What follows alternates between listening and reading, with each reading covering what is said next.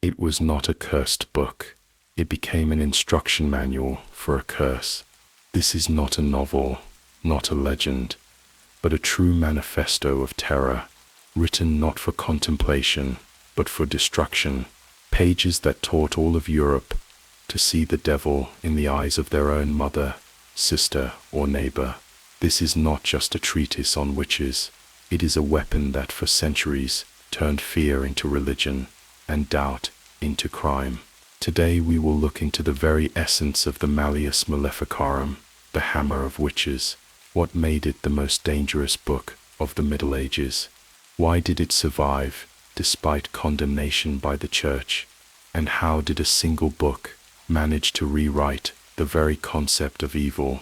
But before we open these dark pages of history, welcome to the Dark Storyteller channel. Don't forget to like, subscribe, and write in the comments. Where are you watching from, and what time is it for you? Get comfortable, close your eyes, take a deep breath.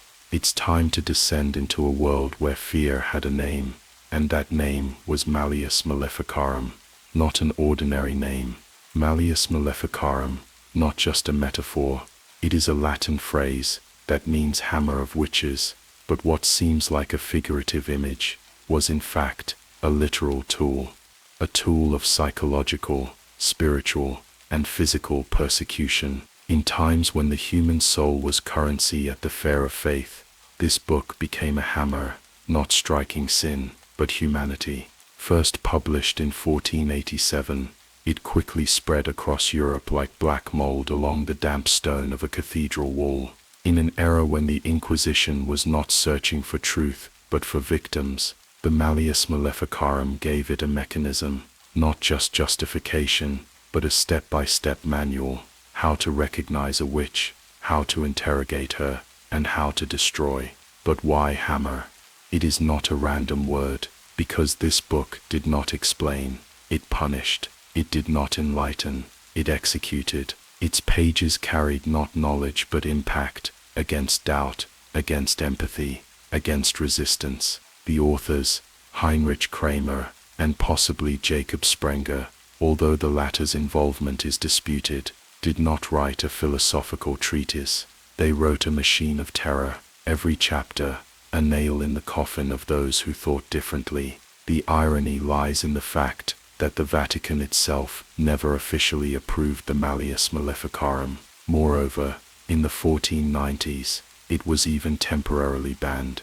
But evil, as we know, lives beyond permissions. The book continued to be printed, used, quoted. It became a bestseller across Europe. More than 30 editions before the end of the 17th century. It outlived popes, kings, and wars. People did not read it because they believed in its truth. They read it because it gave them power over the body, over the mind, over the crowd. In every inquisitor's manual, in every interrogation, in every sentence, the shadow of the Malleus Maleficarum struck. Because a book that calls itself a hammer never seeks dialogue. It seeks silence, absolute, terrifying, eternal.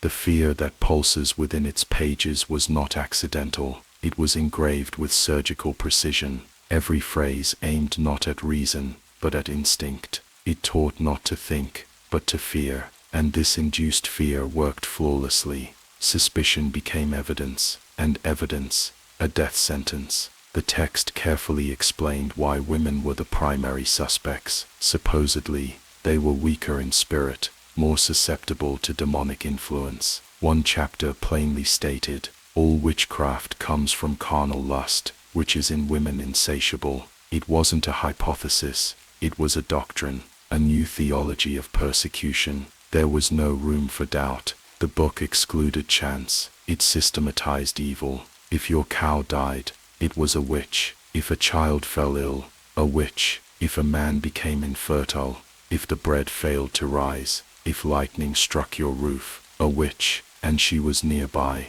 and you could no longer not look, because now you had a tool, the Malleus Maleficarum. And it was not just a book, it was a social catalyst. After its appearance in Germany, France, Italy, Spain, and Switzerland, waves of witch hunts began.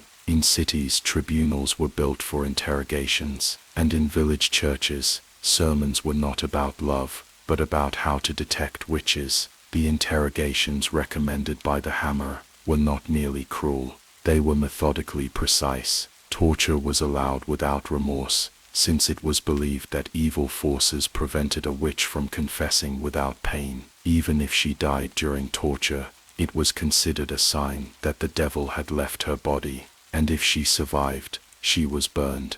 The principle of diabolical logic, guilty regardless of outcome, it created a closed circuit where truth no longer mattered, only fire purified the world. The book's style also deserves attention. It was not an emotional tirade, it was written like a judicial manual. The language is dry, logical, ordered, and in that lies the greater horror, because when evil puts on the mask of rationality, it becomes invisible, it gains trust. In this sense, Malleus Maleficarum was not only a religious instrument, but also an early form of information warfare. It altered perceptions, distorted morality, transformed justice into a ritual of death by purification. Some historians believe that this very book laid the foundation for later persecutions in Salem, England, and Scandinavia.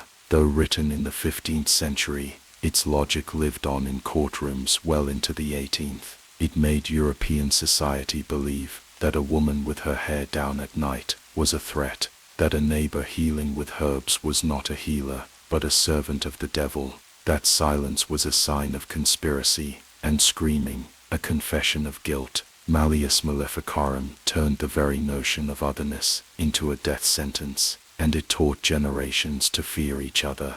And yet, it was a commercial success, one of the first instances where terror was sold as a bestseller. In the time when printing presses had only begun to conquer Europe, this book became one of the most mass-distributed. Its copies were ordered by monasteries, courts, universities. It lay next to the Bible. It was studied as a serious source. It was cited in legal documents. It became a canon without official blessing, because canon is not always what is sanctified. Sometimes, it is what people are too afraid to reject. When we look at its influence today, we see not just a text, but an algorithm of social control, a system that still operates under different names. The language of hatred, of suspicion, of closed-door purges and political cleansing, all are echoes of Malleus Maleficarum, because even when the fire is gone, the ashes remain in the air, and each breath of history,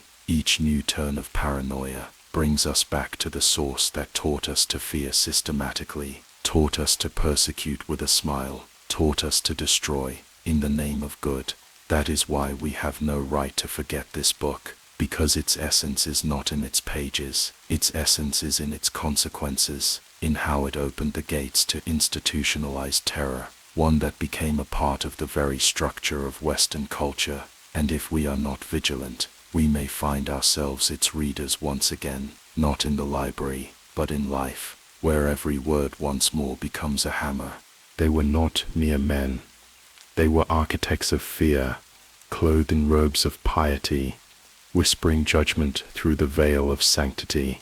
Their names, Heinrich Kramer and Jakob Sprenger, are etched not only into the cover of the Malleus Maleficarum, but into the very marrow of history. It is said they walked not as scribes, but as executioners cloaked in Latin, their ink flowing like blood upon parchment.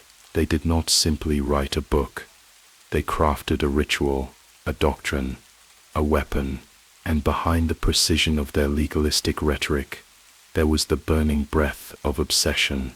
Heinrich Kramer, the man whose voice echoes most fiercely through the pages of the Malleus, was not unknown in his time. A Dominican inquisitor born in Schlettstadt, Alsace, his reputation was forged not through scholarship, but through relentless fervor. He was described by contemporaries as fanatical, unstable, and dangerously zealous.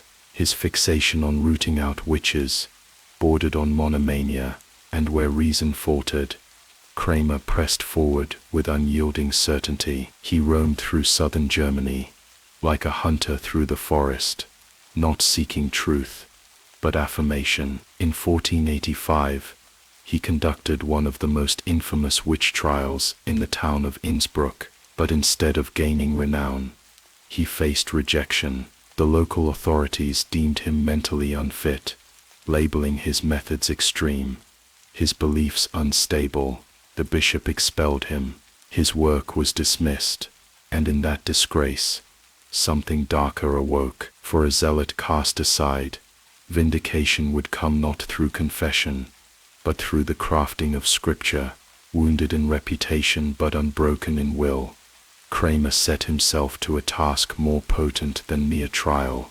He would immortalize his vision of heresy, and so he turned to the written word, a hammer formed not in iron, but in ideology. Jakob Sprenger, a fellow Dominican from Basel and professor of theology at the University of Cologne, was named as co-author, but Sprenger's involvement remains cloaked in shadow. Historians debate whether he had any true hand in writing the text at all, or whether his name, weighty with academic authority, was added later to shield the book in credibility.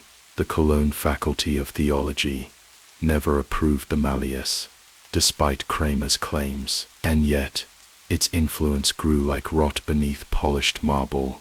The veneer of approval concealed the poison beneath. Kramer's mind was meticulous and methodical, but also seething with fear of the feminine. He saw women as the gateway through which the devil entered the world, not metaphorically, literally. In his writings, he described their bodies as weak, their minds as deceitful, their souls as corruptible. Every act of beauty was suspect, every touch of kindness an illusion.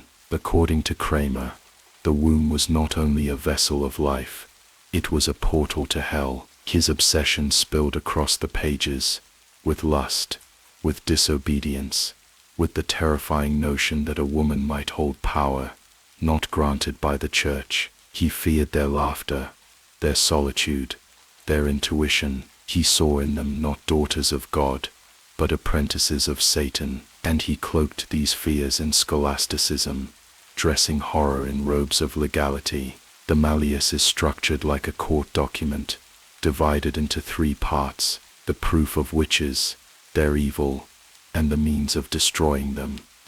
But beneath that order is madness, and behind that madness, a man.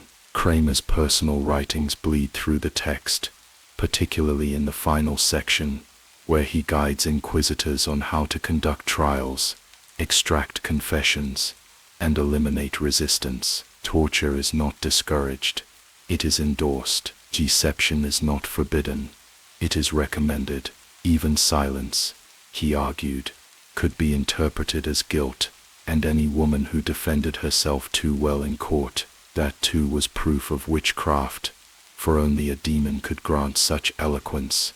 A closed loop, a trap, a net, that grew tighter with every breath. Sprenger's signature, if genuine, gave this nightmare academic gravitas. He was a master of theology, a preacher who allegedly established hundreds of Dominican convents. His sermons were said to draw crowds in the thousands, but whether he penned a single word of the Malleus remains in question. If he did, he never publicly defended the book.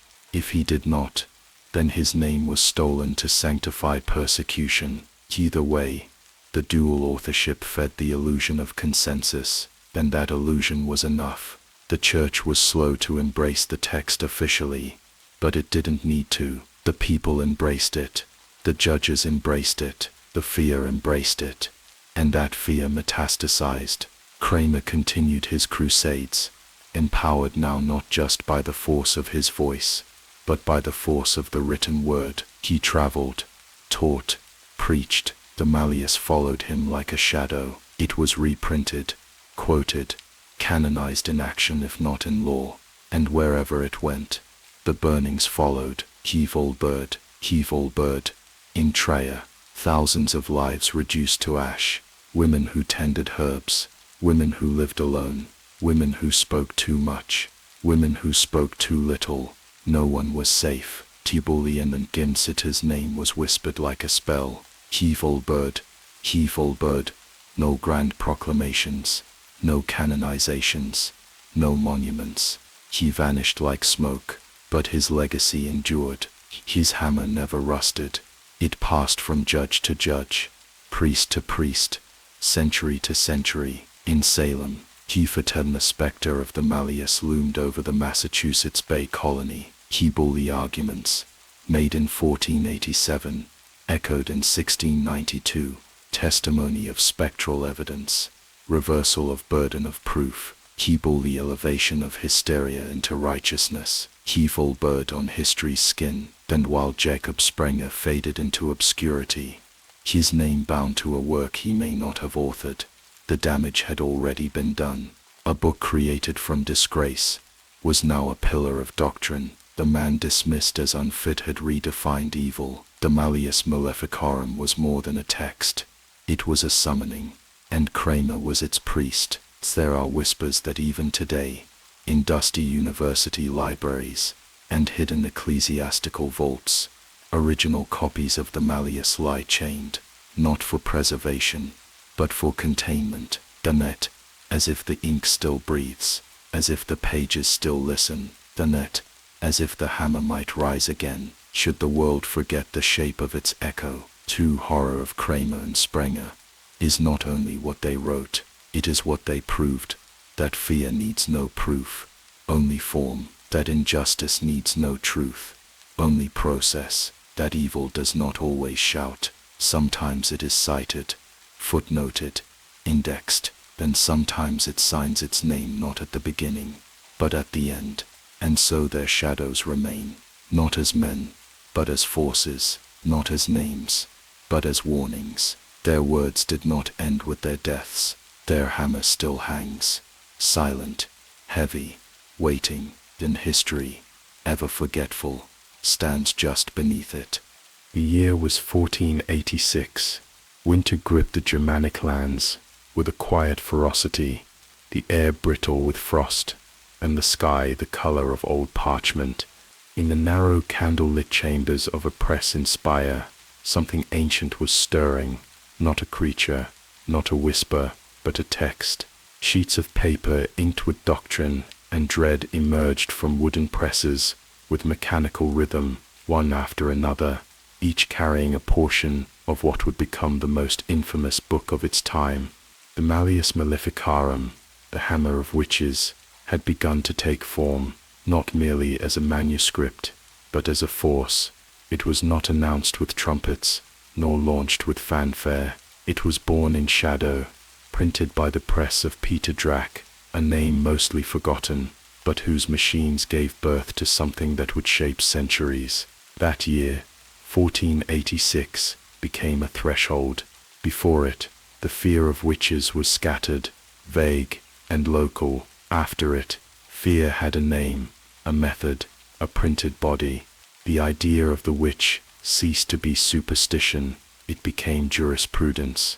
Germany at that time was no mere backdrop, it was fertile ground for hysteria, fragmented into principalities and bishoprics. It was a land without unifying law, where suspicion moved faster than justice, and justice bowed to theology.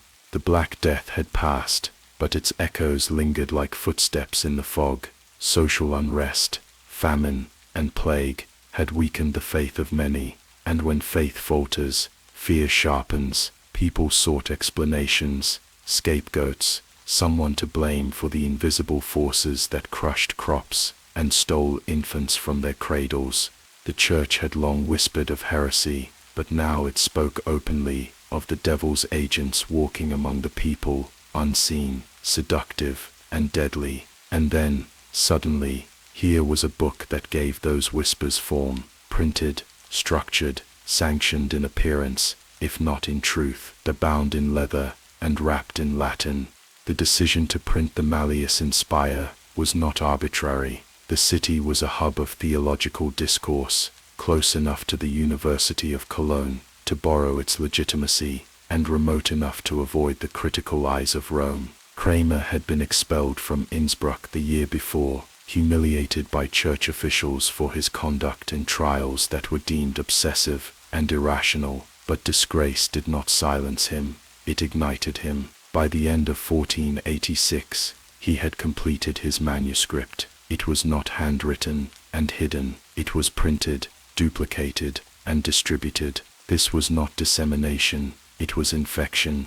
The printing press, barely 40 years old, was still a miracle. Gutenberg had changed the world in the mid-15th century, but few could have predicted that his creation would one day churn out not only Bibles, but manuals of eradication. The Malleus Maleficarum took full advantage of this new medium. Its language was precise, its tone confident, its formatting clear. It looked like law, it read like authority, and in a time when printed text carried the aura of the divine, that illusion was deadly. People read the Malleus not as one man's opinion, but as sacred decree, and because it had been printed, not merely copied by hand, it felt immutable. The book began to circulate among inquisitors, judges, bishops. Each copy was a seed. It traveled from court to court, from cathedral to abbey, carried not in silence, but in warning. It was spoken of in cloisters, cited in trials, whispered by candlelight. One copy landed in the bishopric of Mainz, another in Trier, another in the hands of an ambitious abbot in Fulda, and everywhere it arrived, the ground shifted, because now, every misfortune had a face, every failure, a culprit. The witch was no longer a vague archetype of folklore. She had symptoms, behaviors, even confessions, pre-written, awaiting only a signature. Then Germany, splintered and paranoid, listened. The social climate was primed for terror. Women who dared to live alone, who did not marry, who healed with herbs, who mourned too long, or smiled too freely. Any deviation became a mark. The Malleus did not merely provide a template for identifying witches, it made non-compliance dangerous. To question the book was to question doctrine, to defend the accused was to risk accusation, and because the Malleus was printed, consistent and widespread, its influence was cumulative. Each copy compounded the reach of its fear. In 1487, the first full public edition was published with the bold declaration that it had received approbation from the Faculty of Theology at the University of Cologne. But this too was a manipulation. The endorsement was neither full nor unanimous. Several theologians contested its legitimacy, calling Kramer's methods unsound, his conclusions hasty, his tone unchristian. Yet the declaration stood in the preface. No erratum followed, and most readers did not dig deeper. The illusion of approval became more powerful than actual consent. Even more disturbing was how quickly the book crossed from theoretical to practical use. In the immediate years following its publication, several German territories saw a marked increase in witchcraft trials. The methods described in the Malleus were used almost verbatim in interrogation rooms. Accusations multiplied, confessions were extracted, and executions began to rise. By the early 16th century, the fires of persecution burned in dozens of towns, Colmar, Lindheim, Bamberg, and it all traced back to 1486. To a book born of disgrace and nourished by the press. There is a silence that falls over records from that time. Many names of the accused are lost, buried in unmarked graves, in pages never written. That the book remains, and with it, the fingerprints of its origin. There are rumors, unconfirmed but persistent, that certain early editions of the Malleus contain marginalia, written in blood, notes scrawled by inquisitors, who sought to adapt its methods to local heresies, pages warped from heat, bearing the scent of ash. These copies are said to be locked in church archives, shown only to certain scholars, and only under strict supervision. Some accounts speak of a version printed with inverted Latin passages, a misprint, perhaps, or a ritual hidden in plain sight. Others believe Kramer encoded something within the structure of the text itself, a pattern of citations, chapter orders, typographical irregularities that form a secondary message, one not meant for courts but for covens. These claims remain unproven, that the mystery clings to the book like soot. 1486 was not just a publication date, it was a fracture, a moment when the line between fear and policy dissolved. Before then, accusations of witchcraft were handled cautiously, inconsistently, and often dismissed. But after 1486, they had teeth, they had scripture, they had a printed logic, and because Germany was still emerging from the medieval shadows, there was no system strong enough to resist the rising tide. It was not only peasants who feared witches, magistrates feared them, nobles feared them, princes feared the appearance of tolerance. To stand idle was to risk suspicion. The year the Malleus was born was also the year that darkness acquired a system. It is easy to think of the book as an artifact, but it was a mechanism, a self-replicating idea, reinforced not by magic, but by repetition. Each trial reinforced the text, each death validated its pages, each echo confirmed the original scream. And though 1486 is remembered by few today, the world we live in still carries its imprint. The mass production of ideology, the weaponization of fear through print, the lie that becomes true because it is repeated enough times. These began not in a battlefield, not in a palace, but in a quiet press room, where wooden blocks pressed ink onto linen sheets and released a ghost into the world. The ghost of 1486 still breathes. It breathes in every system that turns accusation into certainty. It breathes in every law that masks vengeance as order, and it lingers in every text that teaches us not how to think, but what to fear. Even now, in certain corners of Germany, copies of the Malleus rest behind glass, unchained but deadly. Museum pieces, yes, but also relics, not of faith, but of failure. A failure to question, a failure to resist, a failure that began when words were printed, not to enlighten, but to extinguish. Words that survived fire only because they taught others how to light it. Words that came to life in 1486, and have not truly died since. They did not write to persuade, they wrote to command. The purpose of the Malleus Maleficarum was never to spark debate or inquiry, it was to settle the matter, to silence the question forever. It was not a plea for belief in witches, it was a declaration that disbelief itself was heresy. The authors, burning with zeal and cloaked in theological precision, did not seek evidence. They offered doctrine. They did not assemble proof of witches. They redefined reality until their existence became inevitable. The Malleus was not a response to witchcraft. It was the summoning of it. And in doing so, it gave Europe a new enemy, not one of flesh, but of suspicion. A shadow that could fall on any woman, in any town, at any hour.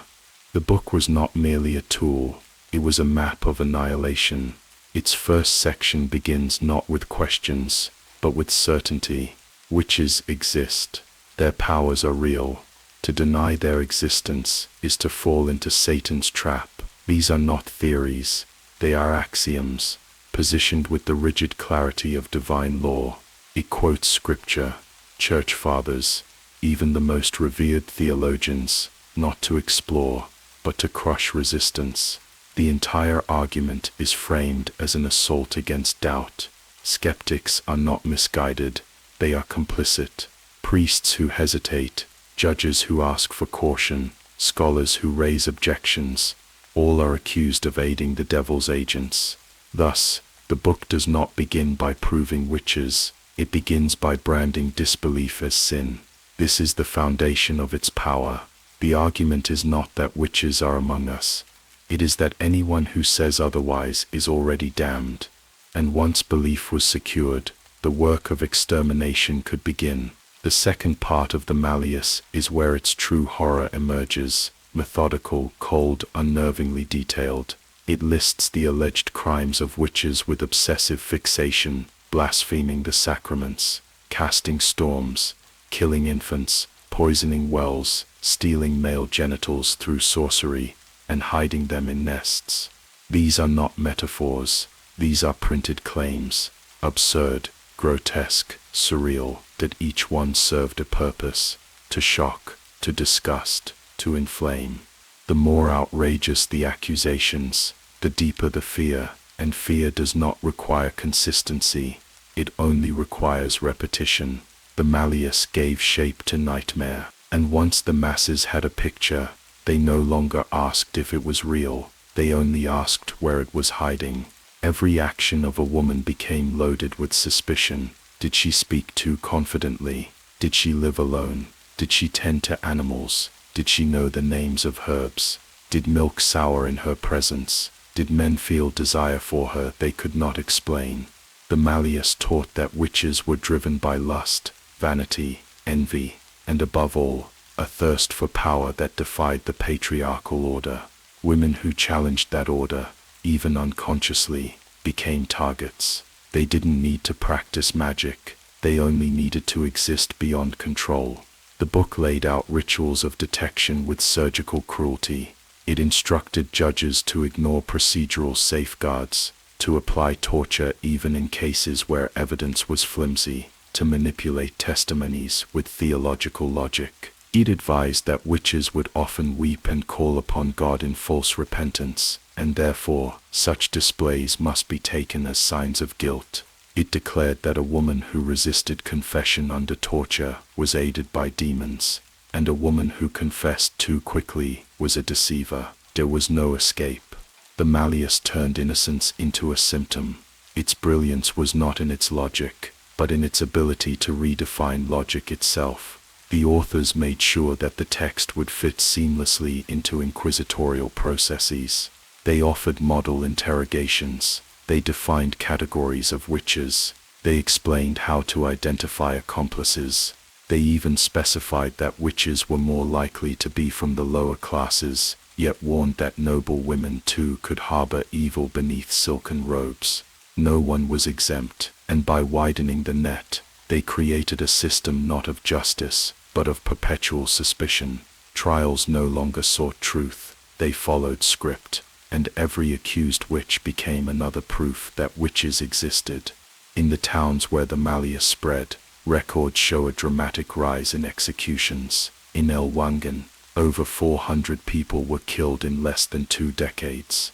In Würzburg, entire families were wiped out. Children were interrogated, clergy implicated, judges lost themselves in the machinery they were meant to control. The book legitimized not just the existence of witches, but the necessity of their extinction, and like any true extermination campaign, it required bureaucracy. The Malleus provided that too.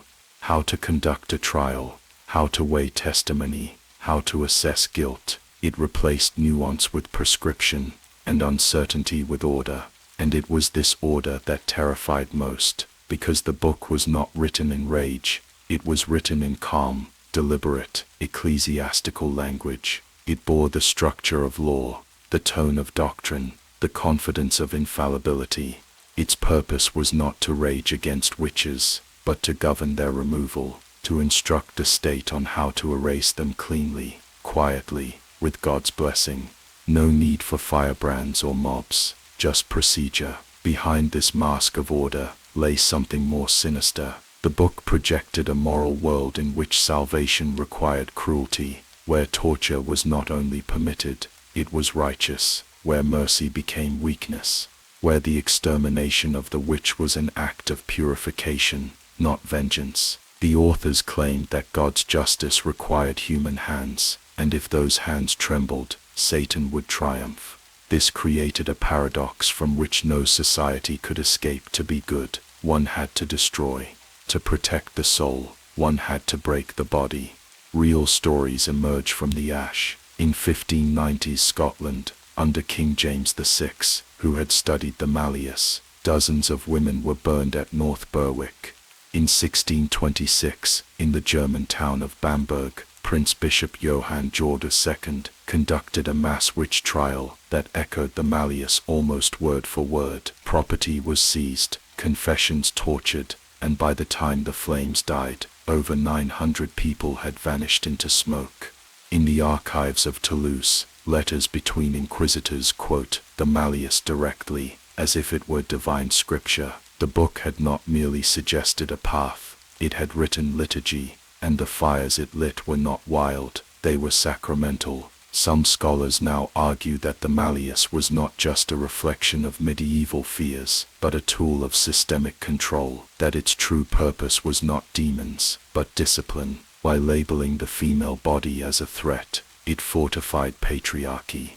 By demanding obedience to its logic, it silenced dissent. By wrapping extermination in liturgy, it sanctified violence. This was not just about witches, it was about power, and that power was protected, not with swords, but with words. The Malleus does not end with a conclusion. There is no redemption, no arc toward justice. It ends with the procedures of punishment, clean, hollow, final. It leaves the reader not with a warning, but with a guide, a step-by-step blueprint for how to drain a society of its perceived disease. And this, perhaps, is the most disturbing truth. The Malleus Maleficarum succeeded. It fulfilled its purpose. It rewrote law. It redefined evil. It reshaped gender. It gave birth to centuries of fire. And yet, the book is still here. It sits in libraries, in archives, in museum vaults, sometimes digitized, sometimes under glass, sometimes in private collections where its pages are turned with morbid fascination. But it still breathes. Its words still carry the scent of ash. Its logic, disguised as reason, still finds echoes in modern codes, where fear is sanctioned by law, and cruelty justified by belief. It is not only history, it is blueprint, it is echo, it is possibility. For once a society learns how to destroy, in the name of purity, it rarely forgets. Once a book teaches a man how to look at a neighbor and see a threat, it does not matter if the label changes, the ritual remains, the hammer waits, and silence, as always, is taken as consent. It was not chaos that gave the Malleus Maleficarum its strength. It was structure. The true horror of the book lies not in its content alone, but in the clinical precision with which it organizes terror. It is not a frenzied diatribe, nor a tangled scroll of fear. It is a machine, forged from pages and bound in cold intent, divided into 3 perfect parts, like the unholy inversion of a sacred trinity: faith, crime, judgment, doctrine, accusation, execution. From the first sentence to the last, it guides the reader through a descent so orderly it feels inescapable. There are no sharp turns, no ruptures of style. Each section flows into the next with the inevitability of gravity. And once the descent begins, there is no path back to light. The first part of the book is the seduction. It speaks with the voice of reason, cloaked in theological discourse, and framed by the authority of ancient saints. Here, the authors do not shout, they persuade. Their aim is not to convince the reader that witches exist, they assume it. Their target is the skeptic. They anticipate every objection and dismantle it with scripture, canon law, and scholastic argument. They invoke the works of Saint Augustine and Thomas Aquinas. They quote the Bible, the Decretum Gratiani, and papal bulls. To doubt the existence of witches, they claim, is to doubt the word of God. Worse, it is to aid the enemy. The devil, they argue, thrives on disbelief. Every question is painted as a trap, every hesitation a doorway to damnation. This first part establishes the cosmology. It asserts that the devil is real, active, and that his greatest weapon is not fire, but illusion. Witches are his human agents, mostly women, and their power comes not from their own strength, but from pacts with infernal forces. They fly, they blight crops, they steal fertility, they corrupt the Eucharist, they perform obscene rituals in the forests and meadows. But these are not told as stories. They are documented as facts, case by case, location by location. There are citations from real trials, testimonies recorded by inquisitors, letters from bishops. It is not a mythology. It is a ledger, a logbook of transgressions, with names, dates, and implications, and beneath it all, the message seeps in slowly. This is not a superstition, this is a crisis, and the Church must act. The second part of the Malleus is the revelation. The tone shifts from theological argument to forensic analysis. Here, the book becomes an encyclopedia of darkness. It catalogues the behaviors, methods, and signatures of witchcraft with obsessive detail. There are passages describing how witches recruit others through touch, dreams, potions, and demonic familiars. It lists how they curse animals, bewitch children, conjure storms. There are detailed descriptions of sexual congress with demons, including anatomical impossibilities, rationalized with chilling seriousness. No subject is taboo, no line is left uncrossed, and yet it never reads like scandal. It reads like protocol. This section is not designed to provoke horror.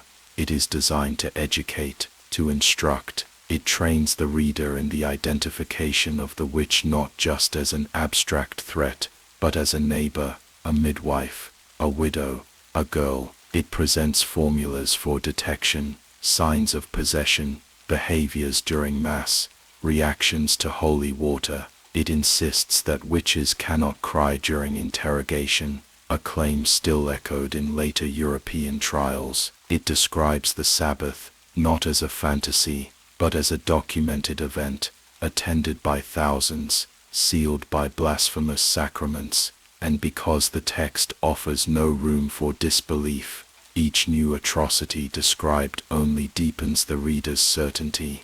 The book engineers paranoia with the precision of a surgeon. The third part is the descent into ritualized violence. This is the handbook, the grim instruction manual. It lays out, step by step, the procedures for identifying, interrogating, and executing witches. It begins with the laws, local and ecclesiastical, that permit the prosecution. It advises on how to initiate a case, how to gather evidence, how to interrogate witnesses. But here, the logic bends into something darker. The book recommends anonymity for accusers, arguing that fear of retribution might otherwise silence them. It allows for accusations based on dreams or signs. It teaches that if a woman has been previously accused, she may be presumed guilty until proven otherwise. It justifies torture in extraordinary detail. It encourages the chaining of limbs, the use of fire, the deprivation of sleep. It warns judges not to be deceived by cries of innocence, by appeals to God, or by physical weakness. If the accused withstands pain, it is because demons strengthen her. If she breaks quickly, it is because she was guilty all along. This is the final trap. Pain becomes proof, and since all humans eventually break under suffering, every confession is assured. The authors understood this. They embraced it. Once confession is extracted, the book guides the reader to sentencing. It discusses the various forms of execution, burning at the stake, burying alive, excommunication. It permits lesser sentences in certain cases, but only if the guilty offer full and public repentance. Even then, death is often required to prevent further contamination. Children too are mentioned, how to question them, how to judge them. The machinery of the law does not stop for age. Real cases mirror the book's structure. In the 1580s, in Trier, more than 300 people were executed under procedures outlined almost identically in the Malleus. In the trials of Loudun in France, confessions followed the exact torture sequences recommended by the book. Even the infamous Salem trials, centuries later, show traces of its influence, in the weight given to spectral evidence, in the presumption of guilt, in the irreversible spiral from accusation to execution. There are whispers in the margins of certain preserved copies, notes made by inquisitors, scribbled in Latin, burned in 1498. did not cry, confessed after fourth hour. These marginalia are not literary critiques, they are field notes, lives reduced to commentary, and through them, we glimpse the Malleus not as a text, but as a tool, a device for extracting guilt and erasing doubt. The book's tripartite structure is what gave it power. It mirrors the arc of a sermon, the rhythm of catechism. First comes belief, then comes sin, then comes redemption through fire. It was not a treatise, it was a ritual, and the reader, willingly or not, became a participant. The inquisitor found in its pages not just instruction, but absolution. He did not kill out of hate. He killed because the book told him it was holy. In later centuries, as Enlightenment thinkers began to question the foundations of faith, the Malleus was quietly buried, shelved in dark libraries, forgotten by many, dismissed as a relic of hysteria. But it did not die. Its logic persisted, in laws that presume guilt, in systems that confuse confession with truth, in institutions that cloak violence in process. The triptych of the Malleus, faith, crime, execution, remains intact in too many modern forms. Even now, there are scholars who examine its structure, not with revulsion, but admiration. They marvel at its coherence, its integration of theology and law, its airtight conclusions. But to admire the structure of the Malleus is to forget the purpose it served. Its symmetry is not beautiful, it is fatal. It is the perfect design of a trap. And so the book endures, not as a curiosity, but as a warning that evil does not always come unbound. Sometimes it is divided neatly into three parts. Sometimes it carries the scent of ink instead of blood. Sometimes it teaches, with quiet confidence, how to kill in the name of righteousness. And sometimes it works. They called it weakness, but what they feared was power. The Malleus Maleficarum does not conceal its hatred, it sanctifies it. From its earliest pages, the text makes clear its assumption: the witch is not merely a heretic, nor merely a criminal. She is most often a woman, and not by coincidence, not by chance, but by divine logic, corrupted into weaponry. The book constructs an entire theology of misogyny, dressed in the robes of scholarship, whispered in the voice of God. It does not suggest that women might be more prone to witchcraft. It insists upon it. It makes the claim, restates it, builds upon it, and then uses it as the cornerstone of its doctrine. Woman, it declares, is the devil's gateway, not a metaphor, a mandate. The language is clinical at times, poetic at others, but always steeped in venom. Women, it says, are feeble in both faith and intellect. Their very flesh is a temptation, their will easily bent, their nature inclined to lies, envy, lust. The womb becomes a site of suspicion, the breast a tool of deception. They are dangerous, not because they are powerful, but because they are weak, and from that weakness, all evil flows. It is a logic as circular as it is cruel. Women are susceptible to witchcraft because they are women, and if they deny it, that too is evidence of their deception. Their defiance is read not as courage, but as cunning. The text cites Eve again and again. Her original sin is stretched into every accusation. Her bite of fruit turned into a curse upon her entire sex. If Eve fell, then what woman could stand? And if no woman could stand, then all must be watched. The Malleus builds its argument with relentless certainty. It names female witches in scripture. It rewrites the saints' words. It draws upon Aristotle, declaring that woman is imperfect man, a failed version of the male, and it moves with precision from theology to law.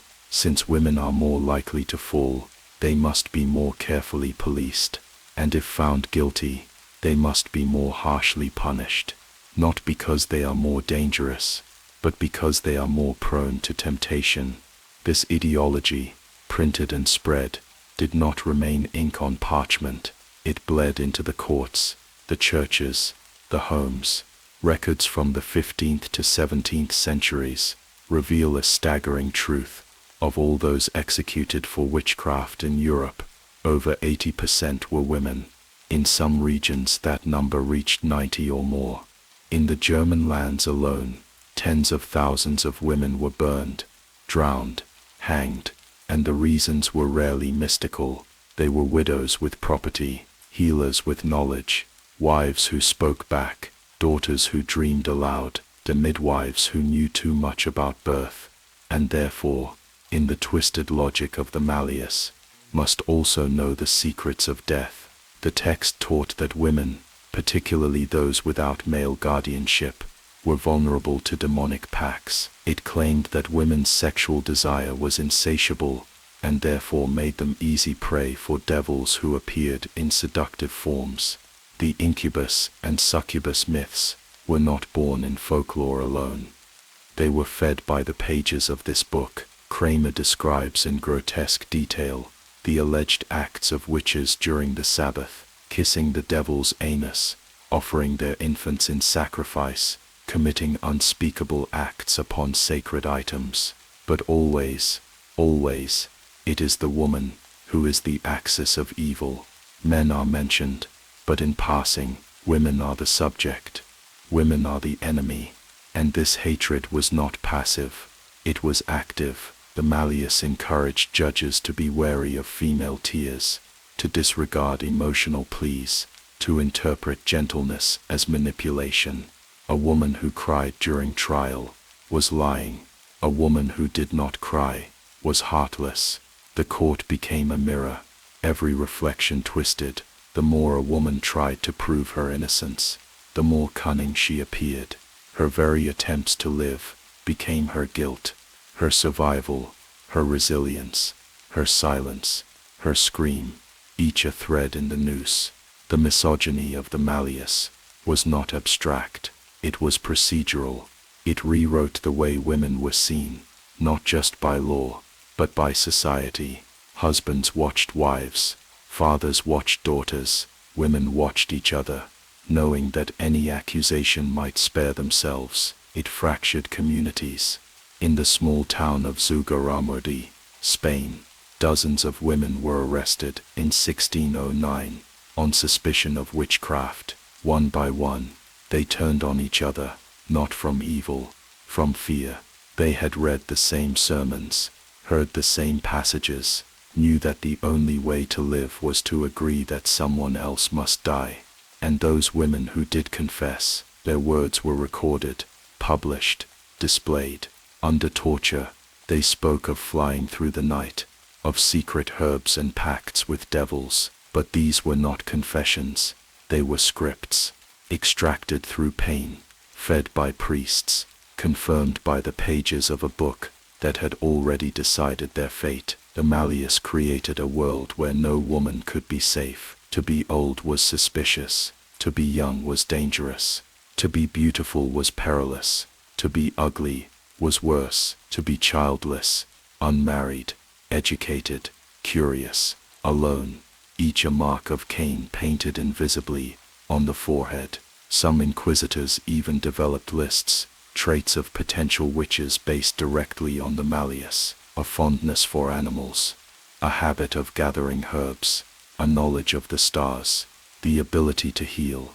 These were not gifts, these were threats. And so, midwives were replaced with clergy, herbalists were outlawed, women's voices were erased from medicine, science, law, history, their knowledge branded as poison, their intuition renamed superstition, their power redefined as danger. There are letters, preserved in archives, from women who begged for mercy. One from Bavaria simply reads, "I have never flown, I have never danced in the woods, I only knew how to stop the bleeding."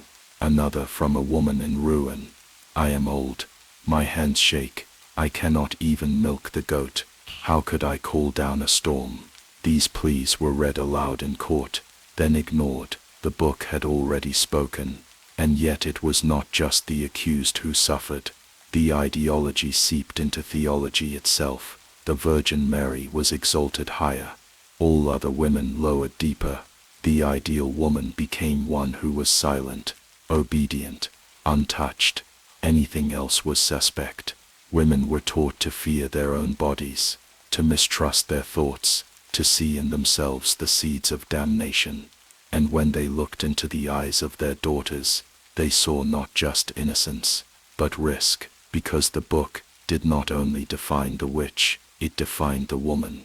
And then it made the two indistinguishable. The legacy is not ancient. It lingers, in language, in law, in the unspoken rules of what women can and cannot be. The witch trials are over.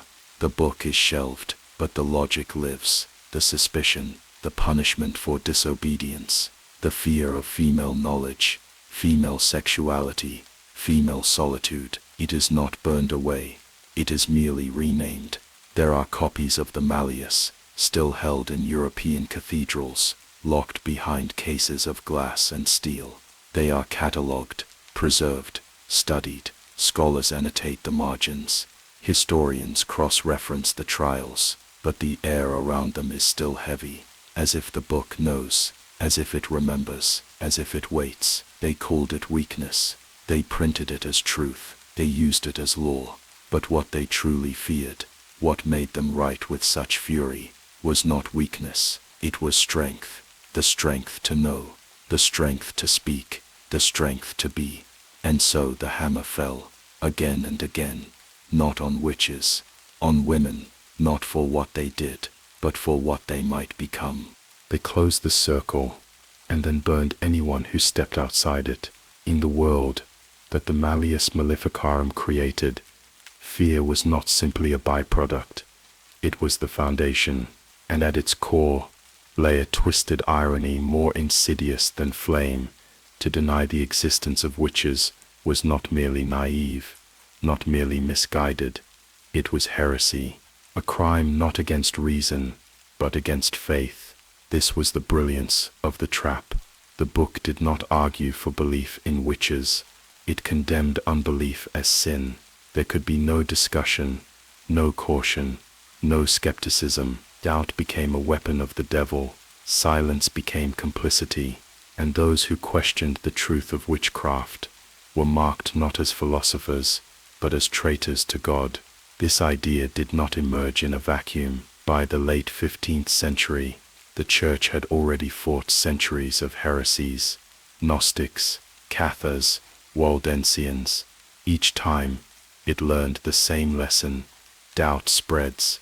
It seeps through certainty, like ink through water. And so when Kramer and his contemporaries faced growing disbelief in witchcraft, especially among the educated clergy, they responded not with persuasion, but with fire. The Malleus explicitly states that anyone who denies the reality of witches is to be punished as a heretic. It elevates belief into doctrine, not just belief in God, but belief in the devil's minions. The two were bound like mirrored shadows. To reject one was to insult both. In doing so, the Malleus reversed centuries of philosophical discourse. In ancient times, scholars from Augustine to Isidore of Seville viewed witchcraft as illusion, not fact. Demons might exist, but their effects were spiritual, not physical. It was not until the 13th century, when the Inquisition began to consolidate its authority, that belief in real, embodied witchcraft gained momentum, and even then, many theologians remained skeptical. What Kramer and his allies did was redefine orthodoxy. They redrew the map of belief to include not just saints and angels, but midwives with sabbatic rites and old women whispering to animals. They made devils part of the moral order. They institutionalized nightmare. To deny witches was now to side with Satan, and so doubt itself became a form of rebellion. A priest who questioned the logic of a trial risked suspicion. A bishop who hesitated to authorize an execution invited investigation.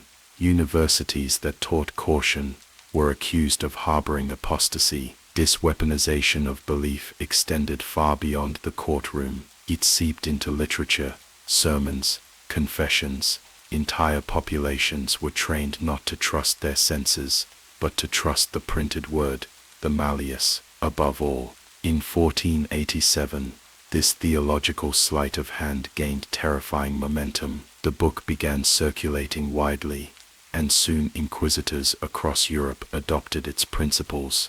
They were told that not only must they root out witches, but they must also root out those who denied their existence. This led to trials where scholars, clerics, and even other inquisitors were interrogated for heresy, not because they practiced witchcraft, but because they questioned the methods. Doubt was now proof. Reason became a liability. One documented case from the early 1500s in Basel illustrates the depth of this madness.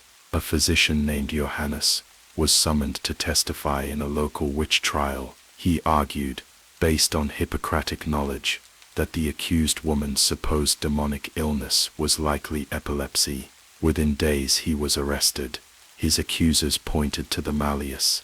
Denial of witchcraft is itself heretical. Under threat of torture, Johannes recanted, then vanished. Some say he fled, others say he was executed in secret. The records end in 1511, with a final note. His words sowed confusion. The devil speaks through the learned. This fear of intellectual defiance was not accidental. The Malleus made room for no second voices. It was not a book of debate. It was a hammer, and each swing silenced not only the accused but the advocates, the defenders, the thinkers. The church did not need everyone to believe. It needed everyone to conform, to nod, to accept, to obey. The book transformed belief into performance, and performance into salvation. But behind this imposition of orthodoxy lay something older, deeper, and more personal: fear of feminine knowledge. For to deny witches often meant defending women, the midwife, the herbalist, the widow. They were the most common targets of accusation. To protect them was to oppose the system, and to oppose the system was to risk everything. The heresy of doubt became indistinguishable from the defense of womanhood, and so misogyny and theology wove together into a perfect snare. This was reflected even in public spaces. Sermons were delivered warning of skeptics, pamphlets were printed with crude illustrations, professors and priests dragged to hell by laughing witches. Children were taught that disbelief would turn one's soul to ash. The Malleus was quoted not just in trials, but in schools. It was not merely studied, it was memorized. The impact of this dogma reached its terrifying zenith in the 17th century. In Würzburg, entire city councils were purged when members objected to ongoing witch trials. In Loudun, France, the denial of demonic possession by the cleric Urbain Grandier was enough to condemn him to death. He burned screaming, not because he summoned demons, but because he dared say they were not there. Even the Enlightenment, centuries later, struggled to undo the damage. Rationalist philosophers who challenged superstition were accused of moral corruption. Voltaire's sharpest essays on witchcraft were censored in Catholic states. In Protestant regions, the fear remained, less overt but deeply rooted. The ghost of the Malleus did not vanish. It mutated, it adapted, it became silence, and still it breathes. In every system where dissent is equated with treason, in every courtroom where skepticism is punished, in every community where to question power is to risk exile, the lesson of the Malleus was never about witches. It was about obedience, and its legacy is not a pile of ashes, but a library of fear. Today one can find pristine copies of the Malleus in private collections. They are kept in glass boxes, handled with gloves, admired for their historical value. But the danger is not in their pages, it is in the way they were believed, the way they taught entire generations that the highest virtue is not truth, but agreement. They declared that to doubt was to fall, and so millions stood in line for the pyre, silent, terrified, watching their neighbors disappear into smoke, not because they believed in witches, but because they dared not say otherwise. And thus the hammer fell again, this time not on women, but on minds, on voices, on the delicate whisper of doubt, a whisper the malleus sought to crush forever. They said her cat stared too long at the moon, that her bread did not rise the way it should, that she walked alone near the fields when the sun was low. They said they heard her singing, though no one else was near. No one saw her commit a crime. No blood was spilled, no proof was offered. But it did not matter. In the world built by the Malleus Maleficarum, suspicion was no longer a question. It was a verdict. You did not need evidence to be a witch. You only needed a neighbor with a grudge, a priest with a fear, a village with a drought. The book taught that the devil hides well, and that doubt delays justice. So the absence of proof was not a defense. It was the very sign of guilt. This was the trap that turned society inward, that unraveled trust, like thread from a frayed sleeve. The Malleus warned that witches would deny everything, and therefore their denial was meaningless. It claimed they used illusions to hide their crimes, and so the lack of evidence became further evidence. It taught that the devil protected his servants, rendering them invisible to truth until they were broken by force. And so, a woman could be accused of causing a stillbirth, or spoiling milk, or making a man impotent, and no one would ask how or why. They would simply ask, "When shall we begin?" Records from German inquisitorial courts between 1580 and 1630 reveal that many arrests were made with no direct witness testimony. A single statement, "I believe she may be a witch," was enough to justify seizure. Sometimes it came from a child, sometimes from a dying man, muttering in fever, sometimes from a dream. The Malleus considered all of these valid, more than valid, divinely guided. God, it claimed, would not allow an innocent to be falsely accused. If her name had been spoken, then the devil had already touched her. In Bamberg, one of the most infamous centers of witch persecution, the Prince Bishop's Court accepted anonymous denunciations dropped into wooden boxes called witch chests. No signature, no verification, just paper and ink and a name. The accused would be taken from their home at night, their belongings confiscated, their family forbidden from visiting, and once inside the walls of the prison, the only voice that mattered was their own, twisted beneath pain. The interrogations began with questions designed not to find the truth, but to wear it down. Who visited you on Walpurgisnacht? What animal did the devil give you as a familiar? How many children have you eaten? They were not allowed to say none. Silence was defiance. Defiance was possession, and possession required purging. There is a documented case from Ellwangen in 1611. A woman named Magdalena, accused of bewitching her neighbor's livestock. The animals had grown thin, their eyes clouded, and when no disease could be found, blame settled like ash upon her shoulders. She was taken to the castle prison and asked why she cast the spell. She denied it. She swore by Christ. She begged. She was stretched on the rack. After the second session, she confessed to having spoken with a black dog in the woods. The dog had told her how to summon storms. She later recanted, but the recantation was ignored. The confession had been recorded, the ritual completed. She was burned 2 weeks later, her ashes buried outside consecrated ground. No one ever questioned where the dog came from. In the logic of the Malleus, these stories were not tragedies, they were successes. The book praised the identification of witches without physical proof. It warned that waiting for signs, for confessions freely given, was dangerous. Time gave the devil space. Delay allowed evil to fester. Better to err on the side of severity, better to strike fast, better to silence the doubt before it spread. And so the mere act of being accused became its own crime. Entire towns turned inward. Children watched their mothers with new eyes. Husbands avoided speaking up for wives, because if one defended the accused too passionately, suspicion shifted. There is a case in the Swiss Alps where a man tried to protect his sister-in-law from arrest. He was later interrogated for 3 days.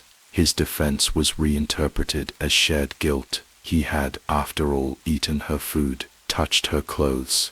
Perhaps he too had been enchanted. He was found dead in his cell. No one claimed the body. What made this system so deadly was not only its cruelty, it was its legitimacy. Every town had a judge. Every trial had a priest. Every confession was written, signed, sealed. The Malleus had made it so. It gave local courts a blueprint, not just for procedure, but for justification. Why wait for evidence when witches hide it so well? Why believe a woman's innocence when the devil speaks through lies? The system fed itself. One confession led to 10 more. Under torture, the accused were asked for names. Friends, midwives, market vendors. They gave them real names, familiar ones, and those names became the next arrests, the next fires, the next confessions. A network of guilt spun from screams and ink, and when the records were kept, they showed not chaos, but order. Neatly stacked pages, transcripts, signatures. A catalogue of destruction disguised as justice. Even outside the courts, suspicion became a way of life. In regions touched by the hammer, social customs changed. Women stopped singing aloud. Herbal remedies disappeared from markets. Families stopped gathering under full moons. Silence became safety. Isolation, survival. One misstep, one rumor, one misinterpreted glance, each a match in a dry forest. In the French town of Labad, over 200 people were executed in less than a year. One of the earliest accusations began with a man who claimed his neighbor's sheep had been bewitched. The animals had moved strangely, circled a tree. He swore he saw her shadow follow them, even though she was home at the time.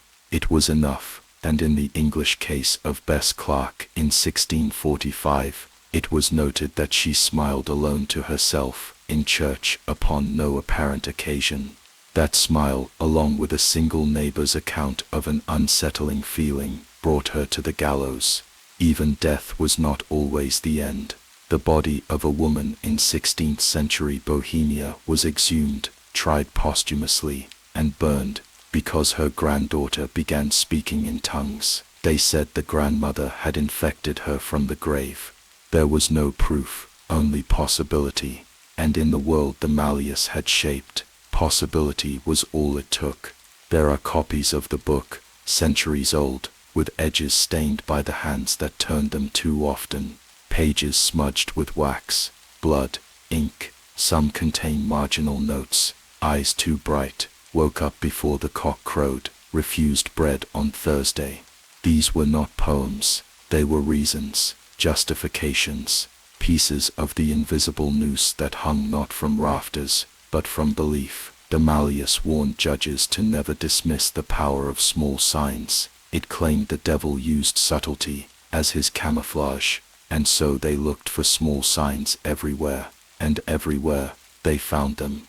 The legacy of that time is not only in the ashes, it is in every system that replaces evidence with suspicion, that gives rumor the weight of law. It is in every whisper that becomes accusation, in every silence that becomes confession. The hammer still hangs in the air, and the shadow it casts is long. They said she walked too often near the river, that her laughter was too loud, that her hands smelled of rosemary, even in winter. They said she did not weep at the funeral, that she read too much, that she dreamed too vividly, that she watched the sky with knowing eyes, and for that she burned. They said her cat stared too long at the moon, that her bread did not rise the way it should, that she walked alone near the fields when the sun was low. They said they heard her singing, though no one else was near. No one saw her commit a crime. No blood was spilled.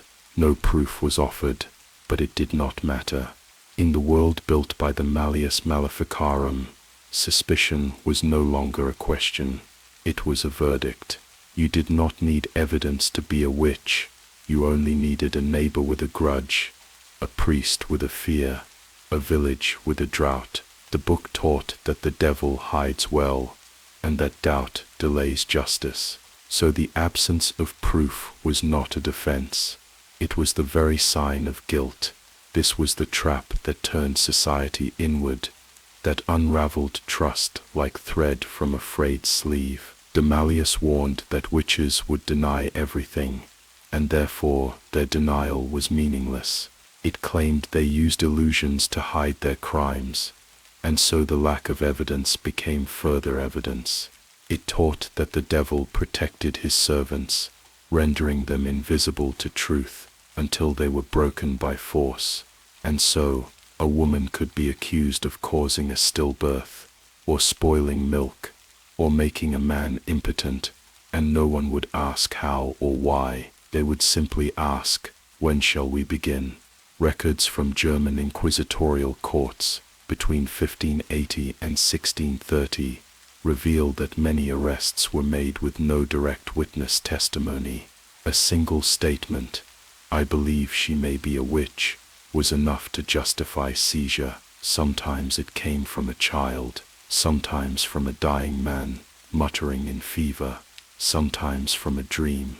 The Malleus considered all of these valid, more than valid, divinely guided. God, it claimed, would not allow an innocent to be falsely accused. If her name had been spoken, then the devil had already touched her. In Bamberg, one of the most infamous centers of witch persecution, the Prince Bishop's Court accepted anonymous denunciations dropped into wooden boxes called witch chests. No signature, no verification, just paper and ink, and a name. The accused would be taken from their home at night, their belongings confiscated, their family forbidden from visiting, and once inside the walls of the prison, the only voice that mattered was their own, twisted beneath pain. The interrogations began with questions designed not to find the truth, but to wear it down. Who visited you on Walpurgisnacht? What animal did the devil give you as a familiar? How many children have you eaten? They were not allowed to say none. Silence was defiance. Defiance was possession, and possession required purging. There is a documented case from Ellwangen in 1611. A woman named Magdalena, accused of bewitching her neighbor's livestock. The animals had grown thin, their eyes clouded, and when no disease could be found, blame settled like ash upon her shoulders. She was taken to the castle prison and asked why she cast the spell. She denied it. She swore by Christ. She begged. She was stretched on the rack. After the second session, she confessed to having spoken with a black dog in the woods. The dog had told her how to summon storms. She later recanted, but the recantation was ignored.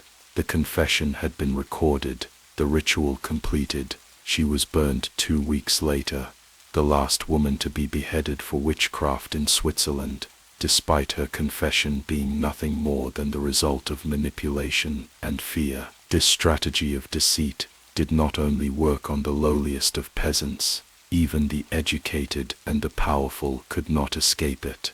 In 1630, a man named Richard Carr, an intellectual of some renown, was accused of being a witch in England. His trial is famous, not because of his supposed guilt, but because of the promises made to him during his questioning. He was told that if he confessed to witchcraft, he would be allowed to live out his days in exile, far from the judgment of the courts. But once he had confessed, once his words were recorded, the promises of mercy evaporated. Carr was imprisoned, and ultimately died in his cell. The mercy promised to him a hollow, cruel joke. It was the perfect cycle of manipulation. The promise of mercy softened the hearts of the accused, leading them to believe that their suffering would be alleviated.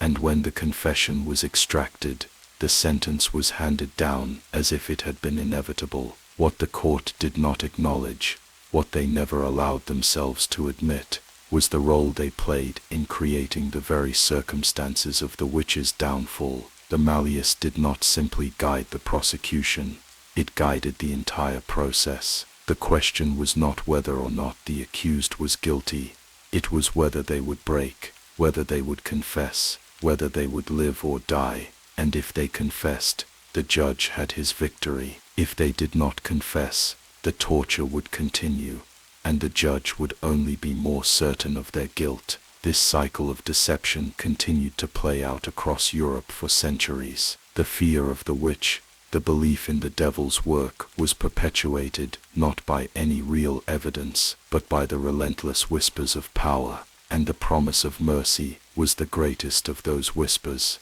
The idea that confession would lead to salvation was a lie, but it was a lie that worked. It drew in the innocent and the guilty alike, and it ensured that the wheels of the Inquisition turned with no remorse. Every confession was one step closer to death. Every promise of mercy was just another nail in the coffin. And so the trials continued, with judges spinning their webs of deceit, and the accused caught in the middle, forced to choose between truth and survival. As history marched on, the legacy of these trials lingered. The promise of mercy remained a tool used by those in power to maintain control, to manipulate those who were vulnerable. Even today, the echoes of these manipulations can be heard in the way we treat those who are accused of crimes. How often do we promise mercy, only to find that it comes with a price? How often do we ask for confessions, and believe in their truth, only to find that the words spoken were forced from a place of fear, not honesty? And yet, there is a haunting truth in the stories of those who were promised mercy, only to have their lives ripped away. These stories remind us of the fragility of justice, the danger of power, unchecked, and the lengths to which human beings will go to maintain control. The trials may have ended, but the manipulation, the lies, and the deceit remain. The promise of mercy was never meant to save, it was meant to break. The cells were cold, the stone walls pressed in, as though the very weight of the castle was determined to crush the life out of anyone unlucky enough to be trapped within. In the dim flicker of the torchlight, shadows shifted and whispered, and the stench of fear and sweat lingered in the air. It was here, in these grim chambers, that the game of torment was played, and the accused were the pawns. What was their crime? It did not matter. In the world of the Malleus Maleficarum, no one was innocent, no one was beyond suspicion. The moment a woman or a man was accused of witchcraft, their life, their dignity, and their very soul were forfeit. There was no escape, not through pleas, not through confession, not even through silence. Every gesture, every word, every breath could and would be used against them. To cry out in pain was proof of guilt. To remain silent was proof of guilt. To scream in fear, proof of guilt. No behavior was deemed innocent. No reaction was considered natural. Every human instinct was twisted into evidence of demonic possession. Take, for example, the case of Elizabeth, from a small village near Nuremberg. She was brought before the court on charges of witchcraft after her neighbors reported seeing strange lights near her home and hearing eerie, unexplained sounds emanating from her house late at night. There was no physical evidence. There were no witnesses who could testify to any unholy rituals, but that did not matter. Her fate was sealed the moment she was accused. When the inquisitors came for her, she fell to her knees, trembling, and begged them to spare her. The Malleus instructed that any woman who feared capture was already in league with the devil. Her tears were immediately interpreted as a sign of guilt. The louder she cried, the more it confirmed the suspicions. Tears, after all, were the outward manifestation of a soul already broken by the devil's influence. When the interrogators began their questioning, Elizabeth's responses were short. Her fear silenced her. She had no words left, yet silence, too, was damning. The Malleus taught that the witches' greatest weapon was their ability to conceal the truth. They were skilled in the art of silence, and those who refused to speak were seen as harboring dark secrets. It was as if the very nature of her soul had been tainted by the demon's touch, making her incapable of defending herself. When she did speak, her answers were full of confusion, mixed with sobs. It mattered not what she said. Her words were already tainted in the eyes of the inquisitors. The crying, the silence, the desperation, each one was used as proof that she was in league with the devil. Elizabeth was subjected to the infamous questioning. The torture began slowly, with minor discomfort, but soon escalated to unspeakable levels. The goal was not to extract the truth, but to force the accused to break, to show their true nature.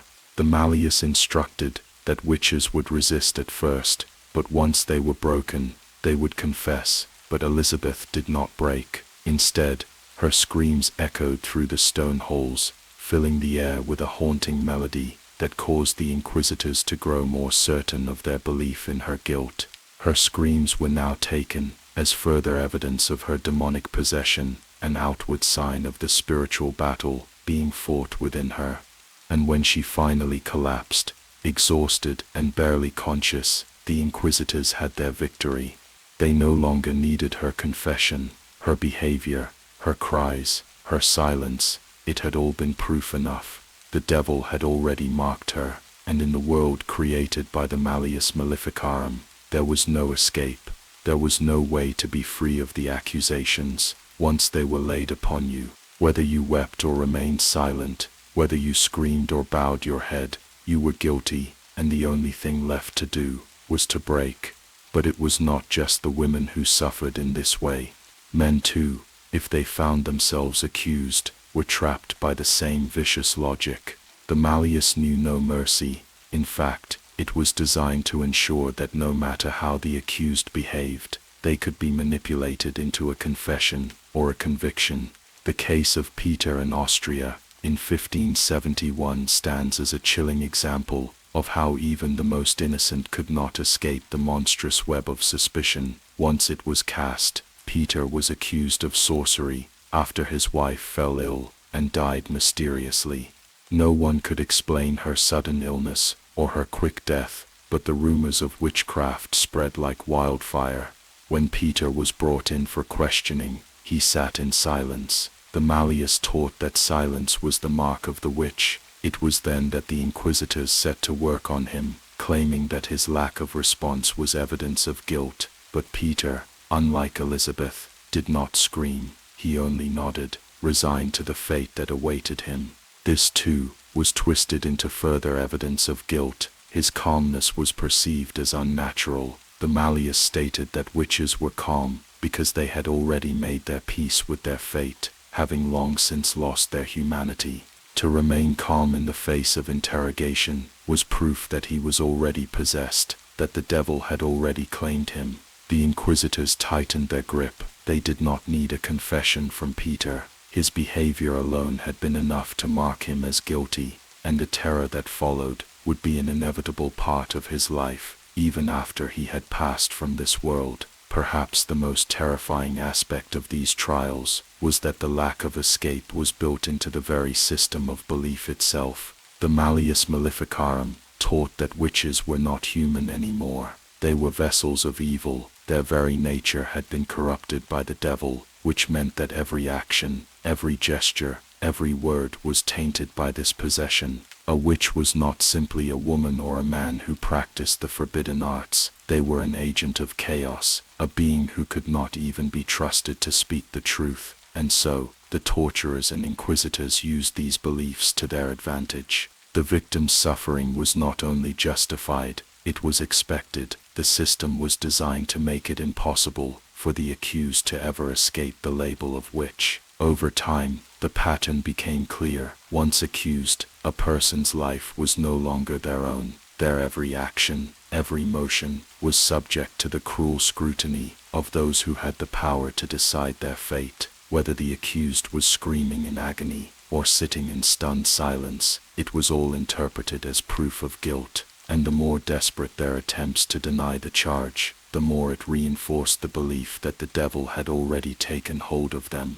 The Inquisition had perfected this dance of death, where no one could escape. No amount of reason or pleading would save them. The Malleus Maleficarum had shown the world how to trap souls, to twist them into confessions, and to destroy them with nothing more than suspicion, nothing more than behavior. And when the trials ended, when the flames burned out, the echoes of those cries, of those confessions still lingered. The memories of the innocent and the guilty alike were swept away in the annals of history, but their suffering remained, woven into the very fabric of the witch hunts. There was no justice in those trials. There was no truth. There was only manipulation, only control, only the knowledge that in the world shaped by the Malleus, there was no escape for the accused. No matter what they did, no matter what they said, they were guilty, and their fate had already been decided long before they ever set foot in the courtroom.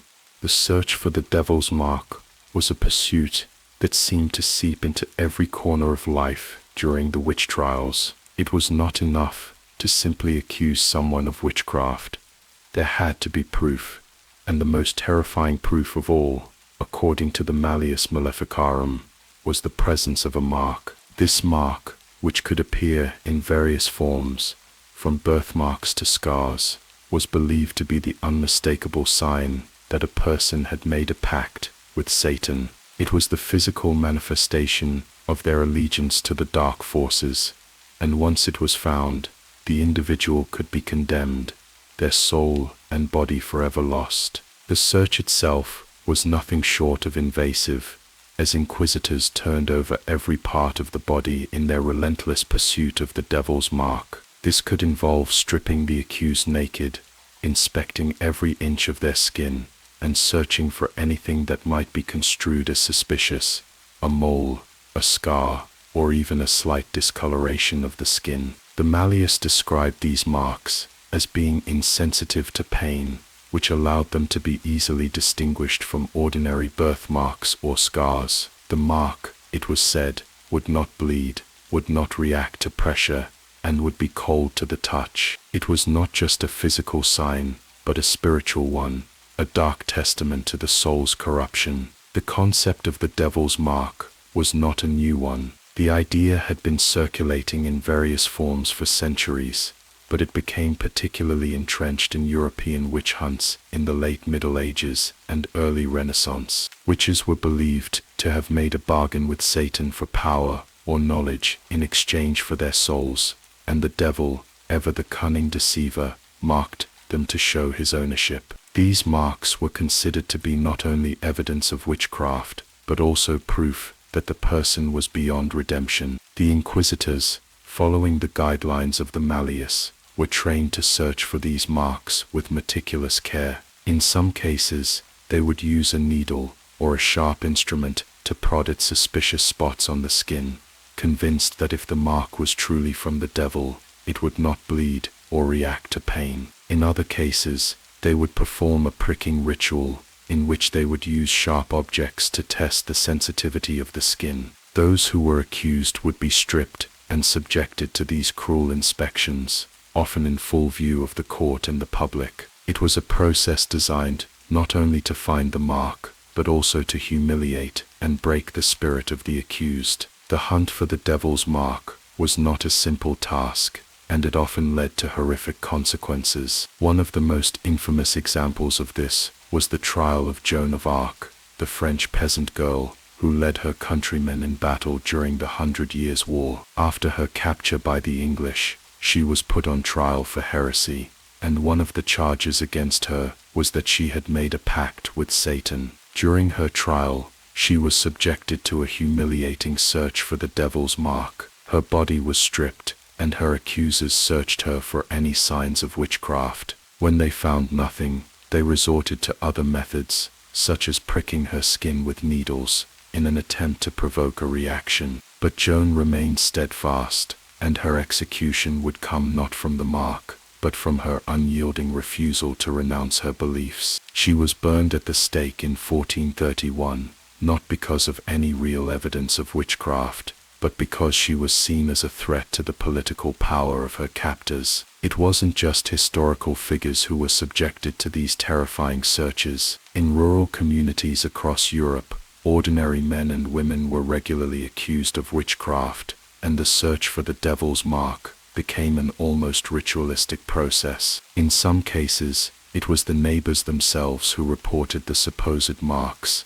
spurred by jealousy, superstition, or personal grievances. In other cases, it was the priests or local authorities who instigated the searches, convinced that any deviation from the norm, any imperfection could be a sign of witchcraft. These marks were often nothing more than innocent birthmarks, scars from childhood accidents, or even natural skin conditions. But to the inquisitors, they were proof of something far more sinister. Perhaps the most disturbing aspect of the search for the devil's mark was how easily it could be manipulated. There were numerous reports of women being falsely accused and tortured until they confessed to having the mark. Once the confession was made, the mark was then discovered. It was as though the confession created the very evidence the court needed. The mark itself could be imagined, invented, or even created under duress. In some cases, women were accused of possessing the devil's mark, simply because they were known to have been involved in strange or unconventional activities, such as midwifery or herbalism. These women, often the healers of their communities, became targets for suspicion, and their bodies became sites of inspection. If they did not have a mark, it was created through torture or sheer coercion. In the town of Torsåker, Sweden, in 1675, a woman named Ingrid was accused of witchcraft after a string of unexplained deaths in her village. Her neighbors claimed that she had a strange dark mole on her neck, and she was brought before the court for a search. The inquisitors, eager to find proof of her guilt, inspected her body thoroughly. When they found nothing, they decided to conduct a pricking test, which involved pricking the suspected mark with a needle. To their shock, the mole did not bleed or react. This, in their eyes, was the final proof of her guilt. Ingrid was convicted and executed, despite the fact that her mole was no different from any other birthmark. The real crime, however, was that Ingrid was an independent woman in a community that feared the power of knowledge and strength outside the norms. The search for the devil's mark reached its peak during the infamous Salem witch trials in colonial America. In 1692, the Massachusetts Bay Colony was gripped by a wave of hysteria, and accusations of witchcraft spread like wildfire. Women and men alike were subjected to horrific examinations as part of the search for the devil's mark. If a woman was accused, she was undressed and pricked with pins, needles, or other sharp objects to test her skin's sensitivity. If the skin did not bleed or react, it was assumed that she had been branded by Satan. One of the most famous cases during the Salem trials was that of Sarah Good, a homeless woman who was accused of witchcraft by the daughters of prominent townspeople. Sarah was subjected to a public search,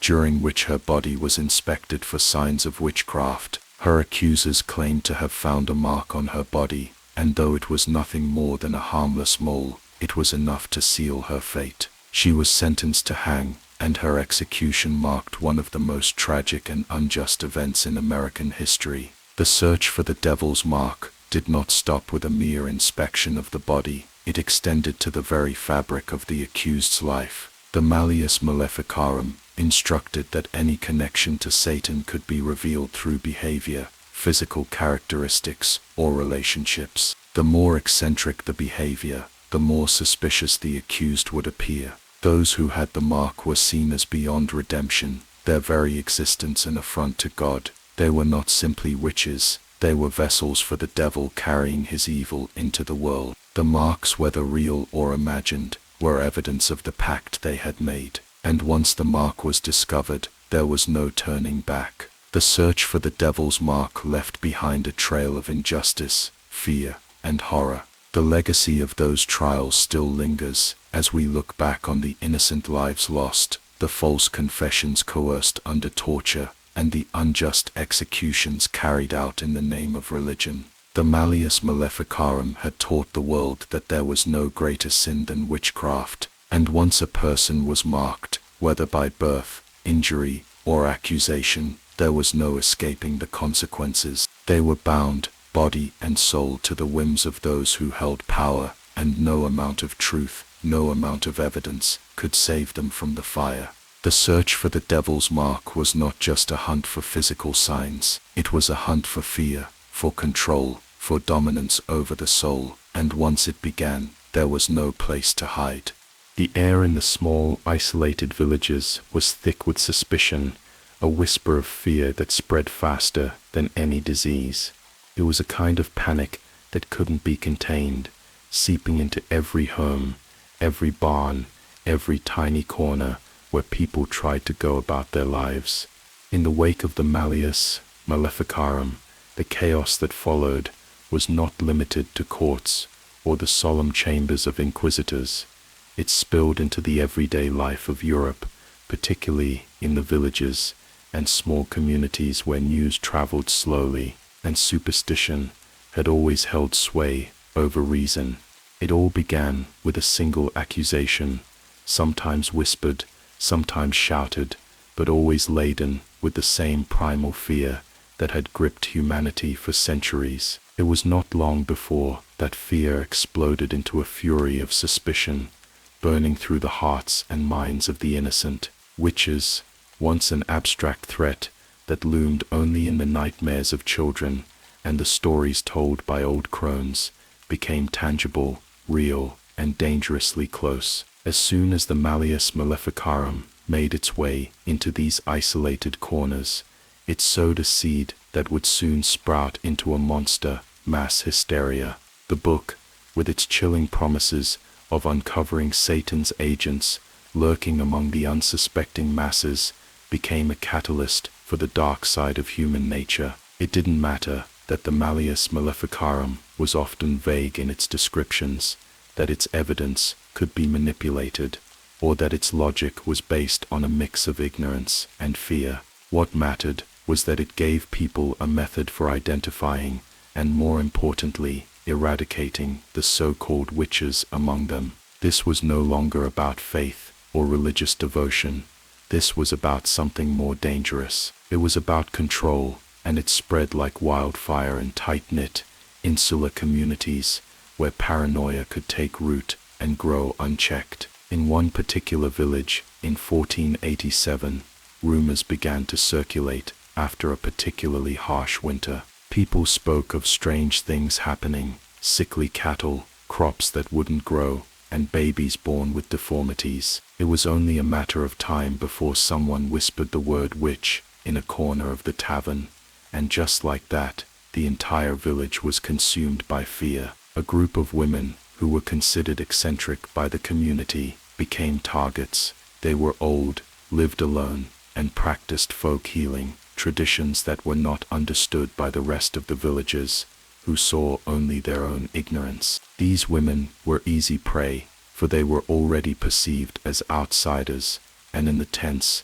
fearful atmosphere that had taken root, that was enough. When a child fell ill after coming into contact with one of the women, it was enough to fan the flames of panic. Accusations were made, and the women were dragged before the village elders. They were barely given the chance to speak, for the belief in their guilt was already written in the eyes of the crowd. The inquisitors, who arrived to investigate these events, found fertile ground for their work. The villagers, terrified and eager to please their superiors, were more than willing to point fingers. The Malleus Maleficarum had laid out clear methods for identifying witches, and the people of the village were happy to comply. The children of the village, in their innocence and unshaped minds, began to accuse those they had always feared or distrusted. A neighbor who had never smiled, a woman who had never married.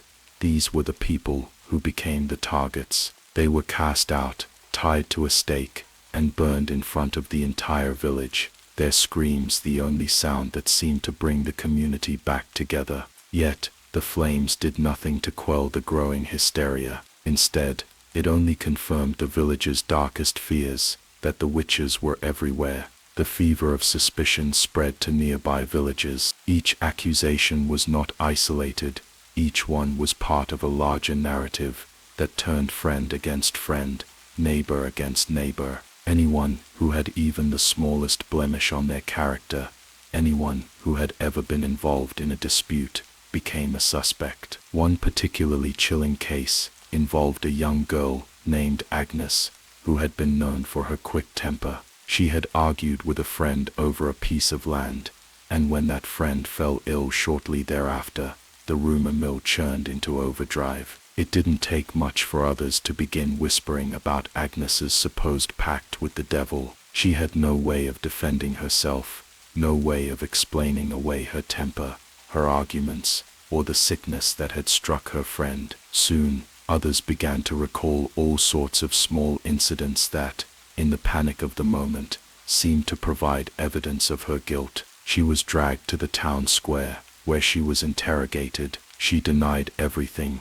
but in the eyes of the crowd, her refusal to confess was proof of her guilt. Under the pressure of public scrutiny, she finally gave in, declaring herself a servant of Satan. That was all the evidence anyone needed. This wave of accusations continued to ripple across the land. In each village, the story was the same: an accusation here, a suspicious death there, and the seeds of mass hysteria were sown. The church, eager to maintain its grip on power, encouraged these hunts, seeing in them an opportunity to solidify its authority. The villagers, caught up in the frenzy, often turned on their own neighbors, out of fear, out of jealousy, or simply because the inquisitors had promised them favor if they provided evidence. And the truth, it didn't matter. What mattered was the appearance of justice. It didn't matter if the woman was old and had a wart on her nose. It didn't matter if the man had been seen praying in the chapel. If they were accused,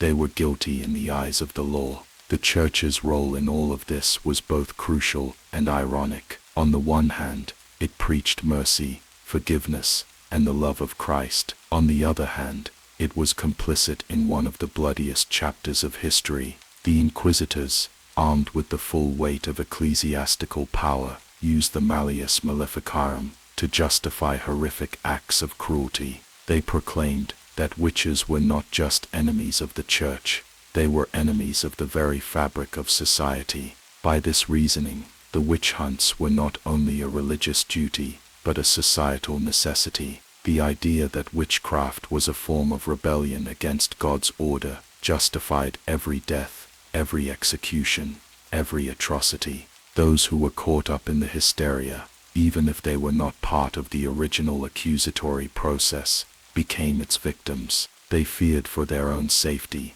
feared for their lives, and as often as not, their fears turned them into accusers. In some villages, the hysteria took a particularly dark turn when a well-known healer, a midwife, who had helped bring many children into the world, was accused of witchcraft. She was subjected to the cruelest of tests. The inquisitors, knowing that the devil's mark was not always visible, used various instruments of torture to extract a confession. The poor woman, already physically broken from the torment, was then shown a child, her own grandchild, a girl who had once been her pride and joy, now sick with a mysterious fever.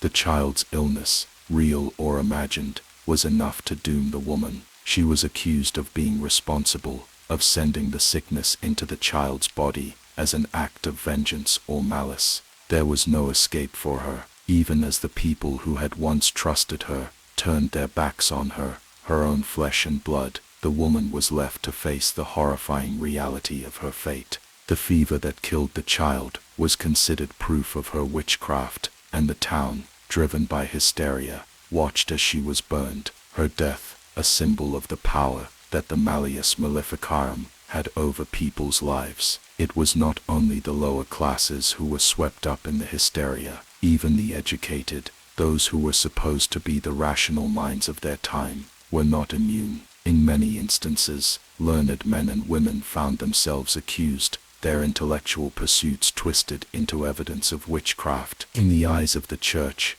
any deviation from the prescribed teachings could be seen as evidence of a pact with the devil. The inquisitors had no hesitation in condemning even the most educated, the most pious, if they were accused. Mass hysteria is a force that cannot be easily contained. It thrives on fear, on suspicion, and on the collective anxiety of a people who are uncertain of their place in the world. When the Malleus Maleficarum entered into the minds of the common people, it didn't just plant the idea of witchcraft, it ignited a fear that fed on itself, creating a feedback loop of panic and accusation. As one village fell into chaos, so too did others, spreading like wildfire, until the whole of Europe seemed caught in a burning fever of paranoia.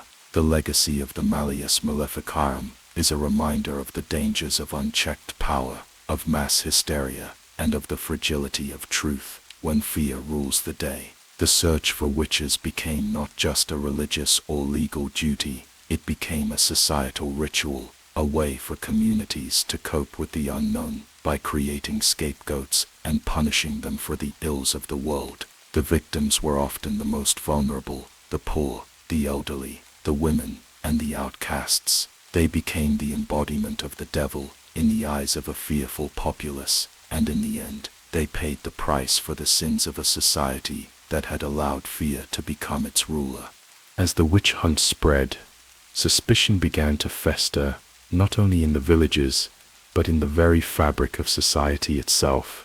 The Malleus Maleficarum, with its dire warnings and its promises of salvation through the eradication of witches, had done more than provide a blueprint for identifying the devil's minions. It had ignited a firestorm of distrust and paranoia. The book's influence was not just a matter of religious fervor or fear of the supernatural. It quickly became a powerful tool that divided families, tore apart communities, and shattered the very concept of trust. People no longer saw one another as neighbors, friends, or kin. They saw potential enemies lurking in the shadows, witches who were waiting for the right moment to reveal their true nature. Suspicion was now the currency of every conversation, the foundation upon which social interactions were built. It didn't matter how long someone had known their neighbor. It only took one whispered accusation, one strange occurrence to turn years of friendship into a bitter feud. It didn't take much for a person's reputation to be ruined, for their entire life to be upended. In fact, the mere suggestion of witchcraft was enough to mark someone as guilty in the eyes of the community.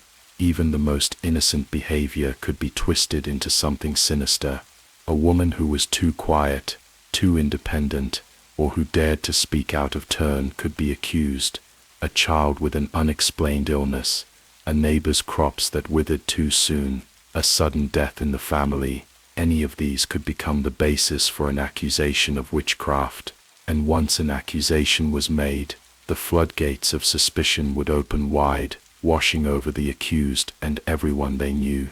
One of the most heart-wrenching consequences of this hysteria was the way it tore apart families. A father who had once proudly watched his daughter grow into a strong, intelligent woman could now find himself questioning whether she was truly his child, or whether she was under the influence of dark forces. Wives turned on husbands, children on parents, and brothers on sisters. The once unshakable bonds of familial love were not enough to withstand the pressure of suspicion and fear. The fear of the devil and the terror of the unknown were powerful forces, capable of breaking even the deepest of emotional ties. The bond between a mother and her daughter, once the epitome of trust, became something frail, easily shattered by the mere whisper of guilt. The Malleus Maleficarum had turned the human instinct for solidarity into something dangerous, turning every person in the community into a potential enemy. Families were no longer havens of safety, but breeding grounds for betrayal. In a small village in the Swiss Alps, a woman named Helene had spent her life helping the sick and needy. She was known for her knowledge of herbs and remedies, and many came to her for help in times of illness. But when a strange plague began to ravage the village, Helene became the target of suspicion. She had treated the sick with her remedies, but as the plague continued to spread, some began to whisper that Helene had caused the disease, or that she was using her knowledge of herbs to poison the villagers. The whispers began to grow louder, and soon the elders of the village called for an investigation. Helene's own brother, who had once trusted her completely, was among those who questioned her. When the village accused her of being in league with the devil, he did not speak in her defense. Instead, he remained silent, fearful of what might happen to him if he did.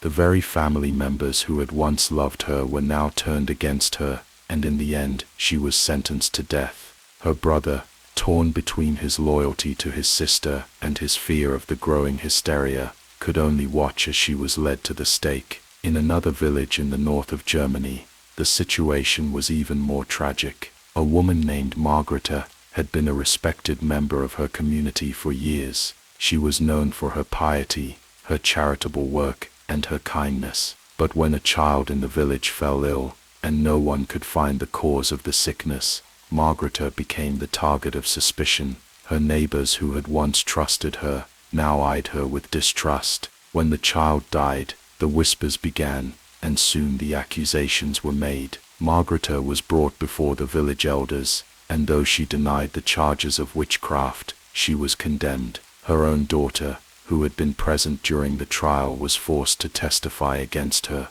In a desperate attempt to save herself, the daughter claimed that her mother had made a pact with the devil, just as the inquisitors had demanded. The mother and daughter, once inseparable, were now divided by fear and guilt. Margareta was executed, burned at the stake, and her daughter, forever marked by her betrayal, was left to live with the shame of her actions. The fear of the unknown, the terror of witchcraft, had torn apart a family that had once been united by love and trust. Communities that had once been close-knit and supportive now turned on each other in a frenzy of accusations. Neighbors who had shared meals and laughter now looked at each other with suspicion, afraid that the person standing next to them might be a witch, a servant of the devil. The hunt for witches became the focal point of social life, and anyone who had ever been different, anyone who had ever stood out, became a target. The old woman who lived alone on the outskirts of the village was an easy target.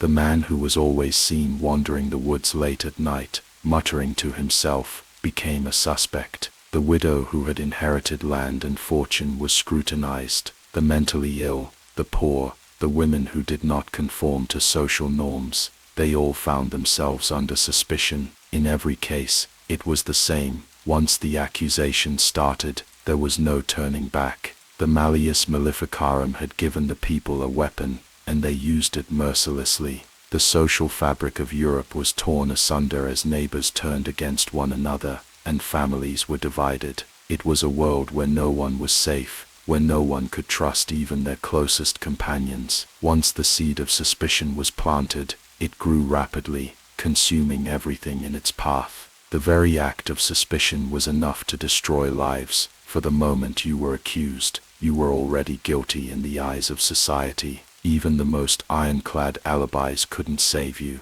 for once you were branded a witch, everything about you became suspicious. Your actions, your words, your appearance, all of it was now under scrutiny. Even the most innocent behavior was twisted into something dark and sinister. And so the witch hunts raged on, fueled by the social suspicion that the Malleus Maleficarum had stirred into existence. What had started as a legal and religious movement became a wave of paranoia that swept through every community, leaving a trail of destruction in its wake. The book's influence had done more than create a method for identifying witches. It had poisoned the very idea of trust, turning every person into a potential enemy. The bonds of family, friendship, and community, once thought unbreakable, were now as fragile as glass, shattered by the insidious fear that witches were everywhere, lurking in plain sight. The Malleus Maleficarum, a book born from the shadows of fear and ignorance, continued to haunt the corridors of history long after its authors had passed from memory. Its legacy, forged in the fires of hysteria, and violence reached far beyond the boundaries of Europe, casting a dark pall over the world. It spread like a contagion, infecting the minds of generations that followed, perpetuating the cycle of suspicion, accusation, and death. By the 17th century, the seeds sown by the Malleus had borne fruit in the New World, where the echoes of Europe's witch hunts reverberated across the Atlantic. The Salem witch trials, one of the most infamous episodes of mass hysteria in history, were not just a tragic anomaly. They were the direct result of the lasting influence of the Malleus Maleficarum. In the years leading up to the Salem witch trials, the Puritan society in Massachusetts had already been steeped in religious fervor and a deep, almost obsessive fear of the supernatural. The Puritans, devout and strict in their beliefs, viewed the world through a lens of moral absolutism, where the line between good and evil was sharply drawn. The idea of witches, of women who made pacts with the devil and who used dark magic to harm others, was not a foreign concept to them. It was a fear that had existed for centuries, carried over from the Old World, where the Malleus Maleficarum had done its work in shaping the way people viewed the supernatural. In the New World, this fear would manifest in one of the most infamous witch hunts in history. The Salem witch trials began in 1692, when a group of young girls in Salem village began exhibiting strange behavior, convulsions, fits, and strange visions. The small community, already anxious and isolated, was quick to interpret these symptoms as the work of witches. As accusations spread, the village was gripped by a terrifying wave of paranoia. The Malleus Maleficarum, with its unrelenting assertions about the reality of witches and the dire need to root them out, provided the intellectual and theological framework that fueled the panic. The book's influence was palpable in the language used by the accusers, the inquisitors, and the townspeople who eagerly participated in the trials. The idea that witches were not just women who practiced magic, but agents of the devil himself, was a central tenet of both the Malleus and the Puritan worldview. In Salem, the lines between the sacred and the profane blurred, and what followed was a relentless search for the enemy within, a witch hunt that spiraled into chaos. The people of Salem were no strangers to the idea that witches lived among them. In fact, the Puritans' worldview had been shaped by the same fears and superstitions that had driven the witch hunts in Europe. They believed in a literal struggle between good and evil, a cosmic battle in which witches played the role of agents of Satan. The Malleus Maleficarum had already established the groundwork for this belief, making the idea of witches a reality that could not be ignored. The book's grim tone and its call to action had made the fight against witches a matter of religious and societal duty. In Salem, this fear came to a head in a series of accusations that turned neighbors, families, and friends against each other. The first accusation came from a group of girls who claimed to be possessed by the devil, each one accusing others in the community of witchcraft. These accusations were met with immediate and overwhelming support from the local religious authorities, who were already primed by centuries of witch-hunting rhetoric. Reverend Samuel Parris, whose daughter and niece were among the girls who claimed to be afflicted, was quick to endorse the idea that witchcraft was at work in Salem. The hysteria that followed was not just a matter of a few isolated accusations.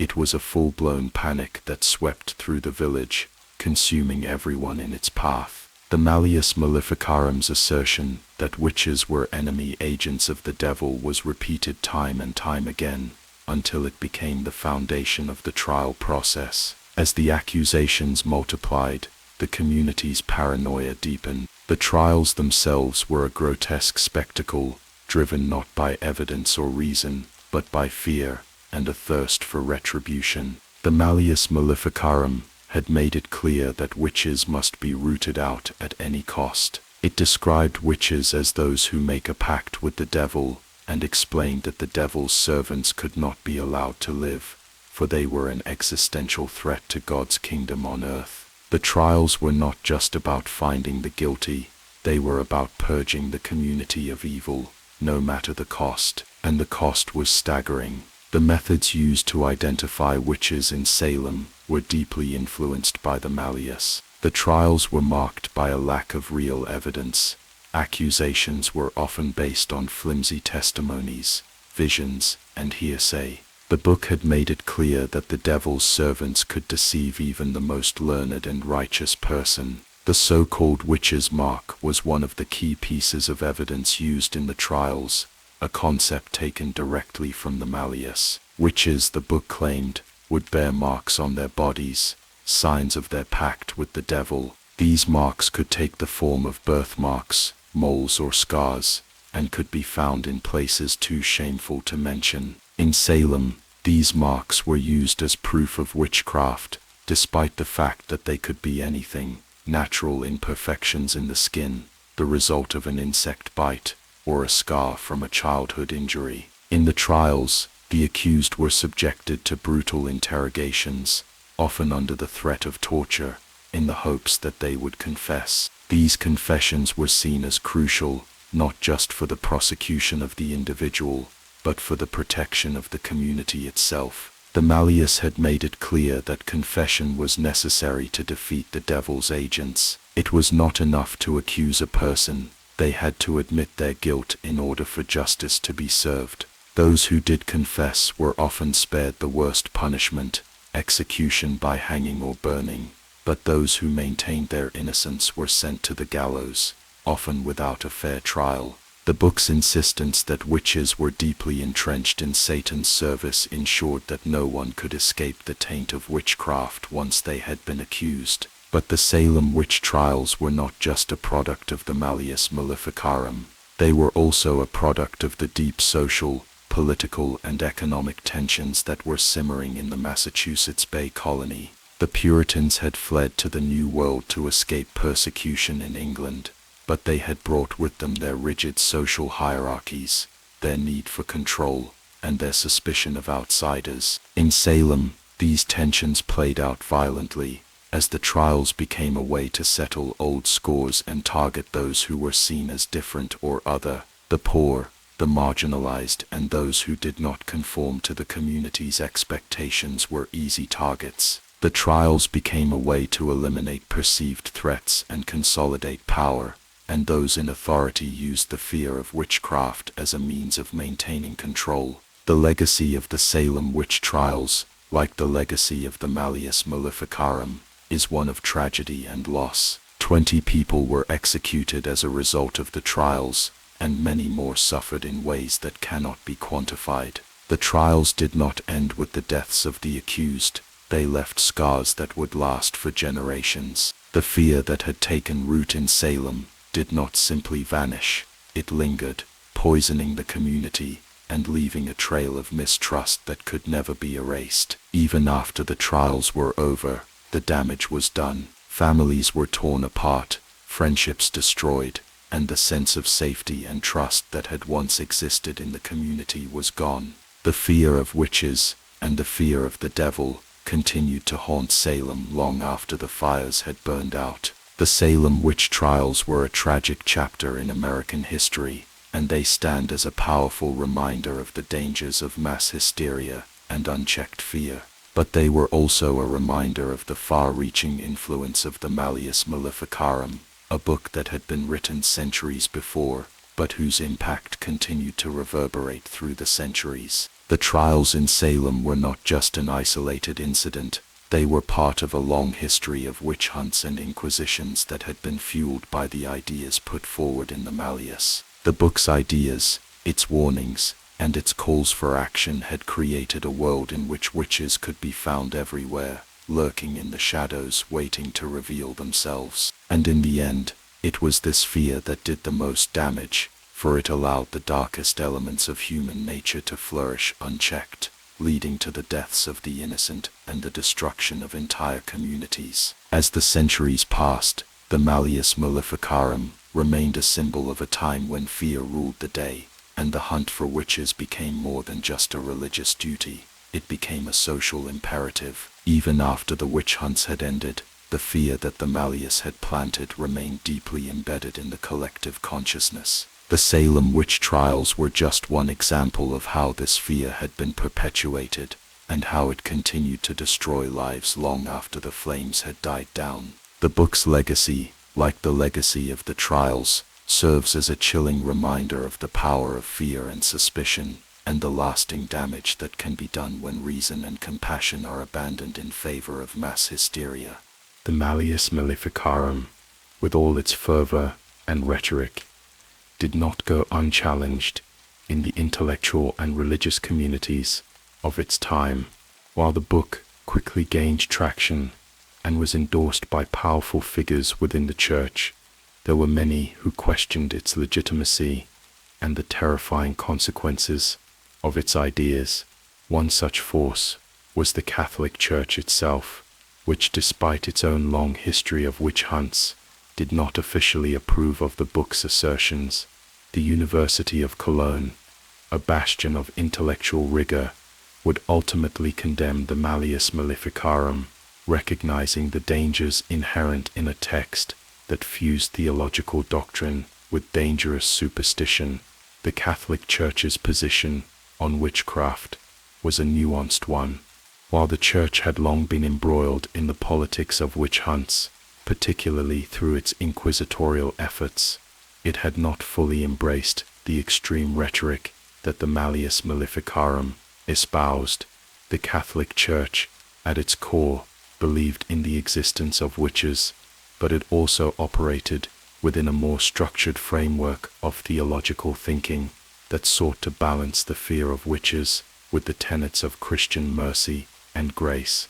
The Inquisition, an arm of the Church, was responsible for identifying and punishing heretics, including those accused of witchcraft. However, the Inquisition's approach to witch trials was often more measured, seeking not to inflame mass hysteria, but to deal with accusations in a controlled, systematic way.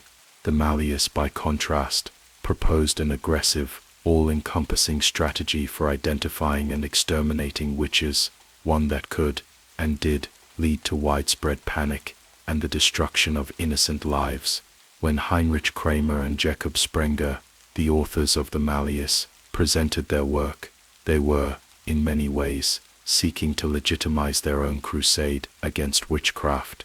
The authors were deeply committed to their belief in the reality of witchcraft and the existence of witches as agents of the devil. Yet, the religious authorities, who were responsible for maintaining doctrinal orthodoxy within the Church, were less enthusiastic about the book's extreme tone and unorthodox interpretations.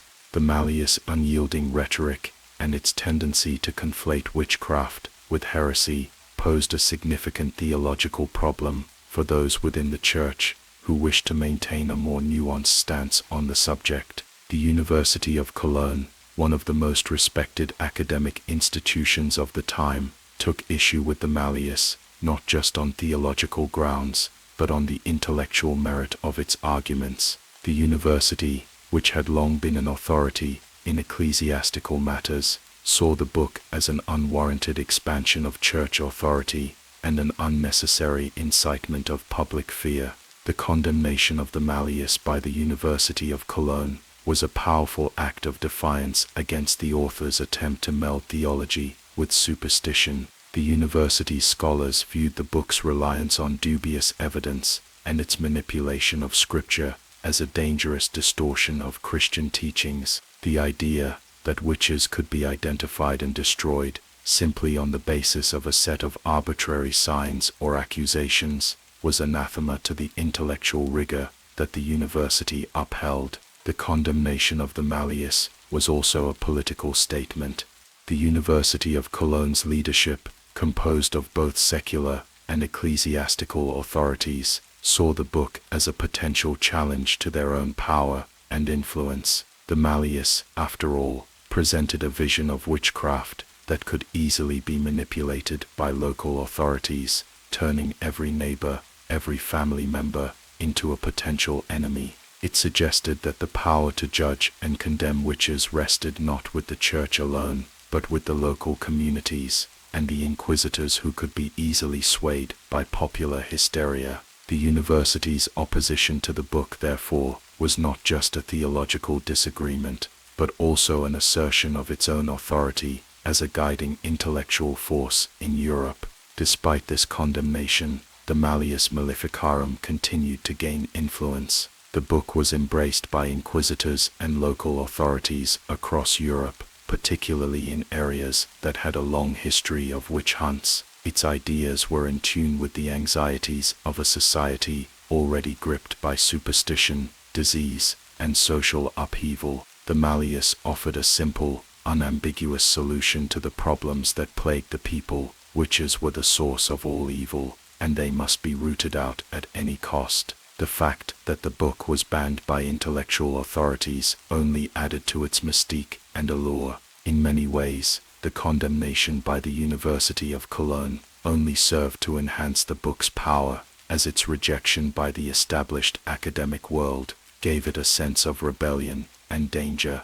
The book's appeal was also fueled by the growing influence of the inquisitors themselves. In the years following the publication of the Malleus, inquisitors like Kramer and Sprenger gained significant power, using the book as both a guide and a justification for their actions. The Malleus provided them with the theological and intellectual backing they needed to continue their witch hunts with increasing ferocity. Its argument that witches were not only a threat to society, but also a heretical affront to God, gave inquisitors the moral high ground to justify their actions. In a world where the line between religious orthodoxy and heresy was often blurred, the Malleus provided a clear and unquestionable mandate for action. The debate surrounding the Malleus was a microcosm of the broader struggle between intellectualism and superstition, between reason and fear, that was taking place across Europe during this time. The Catholic Church, while officially condemning the book, found itself unable to stop its spread. The work's appeal to the masses, its simple language, its unequivocal condemnation of witches, and its promise of spiritual salvation through the eradication of evil, made it an ideal tool for those seeking to control the populace. It offered a vision of a world where the forces of darkness could be identified, named, and destroyed. This vision, appealing as it was, fed into the growing hysteria and fear that characterized much of the late medieval and early modern periods. The Church's official condemnation of the Malleus was a mere gesture, a recognition of the dangers the book posed to the intellectual integrity of religious thought, but the reality was that the book's influence was unstoppable. The ideas it espoused were too compelling, too simple, and too powerful for any condemnation to stop their spread. Over the course of the next several centuries, the Malleus Maleficarum would continue to serve as a guide for witch hunts, both in Europe and in the New World. Its influence was felt most dramatically during the witch trials in Salem, where the ideas of Kramer and Sprenger were brought to life in a terrifying and tragic way. In the end, the legacy of the Malleus Maleficarum is one of both intellectual failure and immense social destruction. Its rejection by the University of Cologne was an important moment in the history of intellectual thought, but it did little to stem the tide of superstition and fear that the book helped create. The Church's stance on the book, while officially condemning it, was largely ineffective in stopping the witch hunts it had helped to fuel. The Malleus, once condemned, had become a tool of unquestionable authority, and its influence would echo through the centuries, feeding into the darkest corners of human nature and pushing societies to commit unspeakable acts in the name of religion and fear.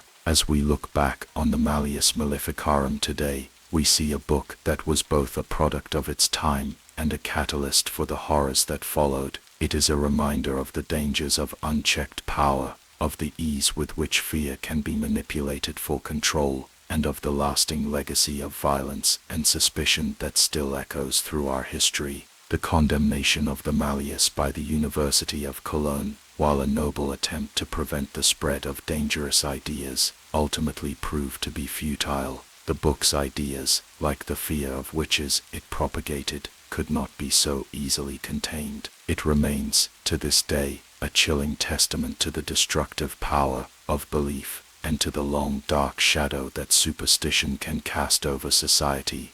The Malleus Maleficarum had become a force of nature, its ideas too powerful, too compelling to be easily dismissed. And yet, as with many works of such magnitude, there was a dark undercurrent that flowed through its very creation, one that would go unnoticed by most. The legitimacy of the book, which appeared to be firmly rooted in ecclesiastical authority, was in reality an elaborate fabrication, one designed to give the work an air of divine approval, thus ensuring its acceptance by the masses and by the authorities who were most likely to wield its power. The authors, Heinrich Kramer and Jacob Sprenger, understood that without this illusion of ecclesiastical endorsement, their work would remain a fringe endeavor, relegated to the realm of eccentricity and superstition. It was not uncommon in the late medieval period for authors to seek the approval of the church for their works, especially if they hoped to see them widely circulated. The church, as the central authority in matters of faith and doctrine, could make or break a book's success, and having its stamp of approval was tantamount to ensuring that the work would be taken seriously by both religious and political figures. But this approval was often difficult to attain. In the case of the Malleus Maleficarum, the authors knew that if they were to achieve their goal of eradicating witchcraft, they would need more than just the support of local priests and inquisitors. They would need the church itself to bless their book, to grant it a kind of divine legitimacy that would give it the force of sacred authority. Kramer and Sprenger were aware of the obstacles they faced. Their ideas were radical, their approach to witchcraft controversial. The Malleus, though filled with theological arguments, relied heavily on superstition and fear, two things that the church, at least officially, had long sought to temper. Yet, the authors were shrewd. They knew that the climate of fear and suspicion surrounding witchcraft could be harnessed and used to their advantage.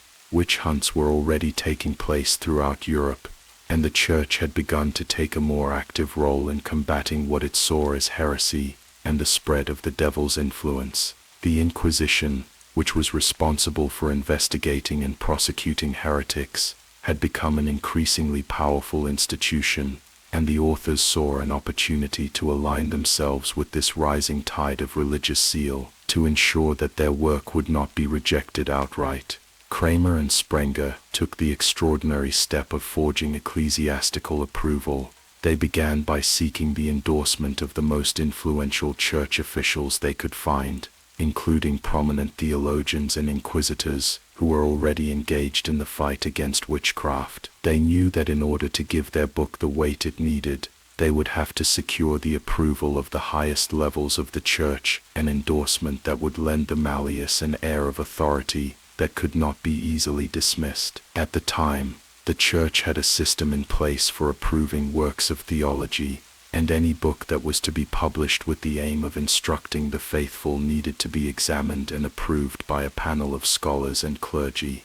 It was a lengthy process, one that required careful scrutiny to ensure that the work adhered to church doctrine. Kramer and Sprenger, however, had a plan to circumvent this process. Instead of waiting for official approval, they decided to create the illusion that their book had already been sanctioned by the highest authorities in the church. In doing so, they hoped to give their work the credibility it needed to be taken seriously by both religious and secular authorities. To accomplish this, the authors fabricated letters of endorsement from senior clerics, letters that appeared to give the Malleus the official blessing of the church. They carefully constructed a narrative that presented the book as the culmination of decades of theological research, and as a necessary tool in the fight against the devil's influence in the world. The authors also claimed that the book had been commissioned by the church itself, a tactic that would give it immediate legitimacy in the eyes of the public. The letters of endorsement were meticulously crafted, each one designed to sound authentic and official. They were written in the style of ecclesiastical documents, with formal language and references to the Pope's authority. These documents were then included in the first edition of the Malleus, and they were widely circulated alongside the book. The forged endorsements played a crucial role in the book's success, for they presented the Malleus as a work that had been carefully vetted and approved by the Church, despite the fact that no such approval had ever been granted. The Church's official stance on the Malleus, however, was not as clear-cut as the authors had hoped. Though the book was endorsed by some of the most influential figures in the Inquisition, there was resistance from others who were more cautious about the extreme measures proposed in the book. Some theologians, wary of the book's reliance on superstition and its call for widespread witch hunts, publicly criticized it. They argued that the Malleus was too extreme, that it did not adhere to the Church's more measured approach to heresy and witchcraft, but the damage had already been done. The fabricated endorsements, combined with the already existing climate of fear, ensured that the Malleus was embraced by those who had the power to make its ideas a reality. The book's success was, in many ways, a triumph of manipulation. Kramer and Sprenger had understood that in a world ruled by fear, the appearance of legitimacy was just as important as actual approval. They had crafted a narrative that gave their book the semblance of divine sanction, and this was enough to convince the masses that it was a work worth reading, worth believing, and worth acting upon. The Church's condemnation, which came too late to stop the book's spread, was rendered impotent by the momentum that had already been built. The Malleus Maleficarum went on to become one of the most influential works of the witchcraft craze, spreading across Europe and fueling a wave of witch hunts that would claim the lives of thousands. Its impact was not just intellectual, it was social, political, and deadly. The book provided a framework for the identification and punishment of witches, turning communities into hunting grounds where suspicion ran rampant and the slightest hint of strangeness could lead to an accusation. The Malleus helped to normalize the fear of witches, making it not only acceptable but necessary to seek them out and destroy them. But even as the book's ideas took hold, there were those who questioned its legitimacy. The fabrications and forgeries that had been used to create its sense of authority did not escape the notice of all. Critics began to call attention to the book's lack of true ecclesiastical approval, and some church officials, feeling betrayed by the manipulation of their names and positions, sought to distance themselves from the work. Yet by the time these objections were raised, the damage had been done. The Malleus Maleficarum had already taken root, its ideas woven into the fabric of society. It was too late to undo the harm it had caused. In the end, the story of the Malleus Maleficarum is one of deception and power, a tale of how fear, superstition, and the manipulation of authority can lead to the destruction of countless lives. The authors, through their forged legitimacy, ensured that their book would be accepted as truth, and in doing so they set the stage for one of the most terrifying periods in history. The legacy of the Malleus continues to haunt us today, a chilling reminder of the dangers of unchecked fear and the lengths to which people will go to preserve their own power. The Malleus Maleficarum had, against all odds, achieved an extraordinary level of success. What began as a controversial and heavily debated work became, over time, one of the most widely distributed and influential books in Europe. For more than 2 centuries, it sat proudly in the libraries of both religious and secular authorities, second only to the Bible in terms of sales and circulation. Its reach was not just confined to academic circles or inquisitorial chambers. It entered the homes of the average people, shaping their worldview, dictating their fears, and solidifying the idea that witches were an ever-present threat to the moral fabric of society. The book's popularity stemmed from a combination of factors. First and foremost, it provided a comprehensive, seemingly authoritative framework for understanding and combating witchcraft. At a time when Europe was rife with superstition, plague, famine, and social unrest, the Malleus provided answers. It offered a clear, definitive explanation for the sufferings that seemed to have no natural cause. The world was full of dangers, visible and invisible, and the Malleus suggested that these dangers were not just the work of misfortune, but were orchestrated by the devil and his minions. The Malleus gave the masses a way to make sense of the chaos around them, and in doing so, it provided a sense of control and agency. What made the Malleus even more potent was its seemingly divine legitimacy. With its forged ecclesiastical endorsements, it carried the weight of the Church, which had been the ultimate authority in spiritual and moral matters for centuries. For many, this gave the book an air of infallibility. If the Church, the very institution that claimed to interpret the will of God, believed in the book's message, how could anyone challenge it? The Malleus, thus, became not just a tool of religious zealots and inquisitors, but a widespread symbol of religious orthodoxy. In a time when belief in the supernatural was pervasive, when peasants and nobles alike could point to a neighbor or a stranger and claim they had witnessed a demonic act, the book was seen as an invaluable guide to rooting out evil. But the book's reach didn't stop at inquisitors and religious leaders. Its appeal extended to common people, who found in it a justification for their darkest fears and suspicions. Witches, as the book claimed, were not just evil sorcerers, but spiritual enemies, capable of causing death, disease, and even the destruction of entire communities.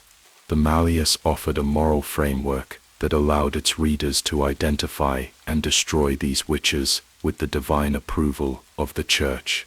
This sense of divine sanction was powerful. After all, it wasn't just about purging society of a threat. It was about purging society of an existential evil that threatened to upend the very order of the universe.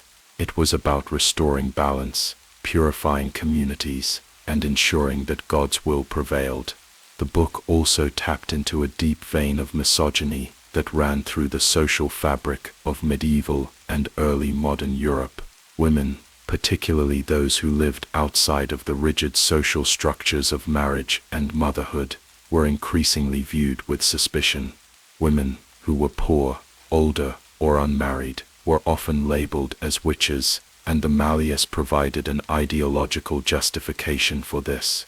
The authors had specifically targeted women as the primary culprits in the witchcraft epidemic, arguing that the female weakness of mind made them more susceptible to the devil's temptations.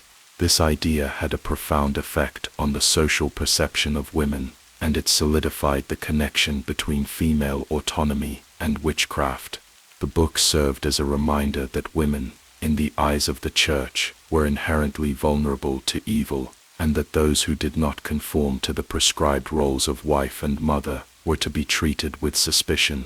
As the book became more popular, it was translated into numerous languages, spreading its influence far beyond the borders of Germany. Its reach was not confined to the Holy Roman Empire, or even to the Catholic territories of Europe.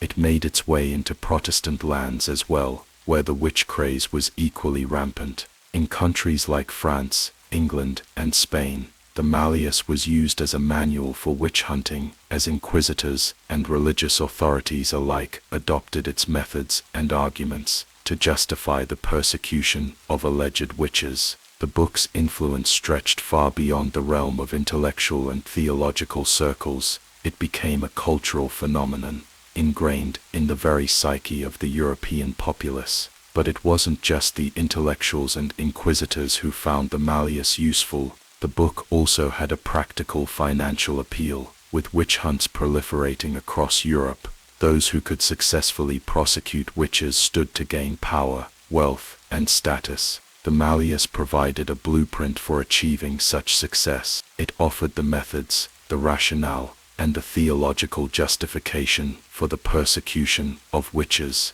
For the ambitious inquisitor, the Malleus was a tool of personal advancement. For the local authorities, it was a way to maintain order in a time of widespread fear and uncertainty. And for those seeking vengeance or personal gain, It was a means to accuse their enemies of witchcraft and watch them face public humiliation and execution. It created a cottage industry of witch hunts, trials, and executions, all fueled by the book's supposed divine legitimacy. The Malleus Maleficarum's continued popularity was also tied to the growing power of the state and the consolidation of secular authority in Europe. As monarchs and governments began to centralize their power, the ability to control and eliminate dissent became more important. Witch hunts provided a convenient way to target political and social enemies, and the Malleus was the perfect tool for this. The book offered not only a theological framework for identifying witches, but also a practical guide to rooting them out,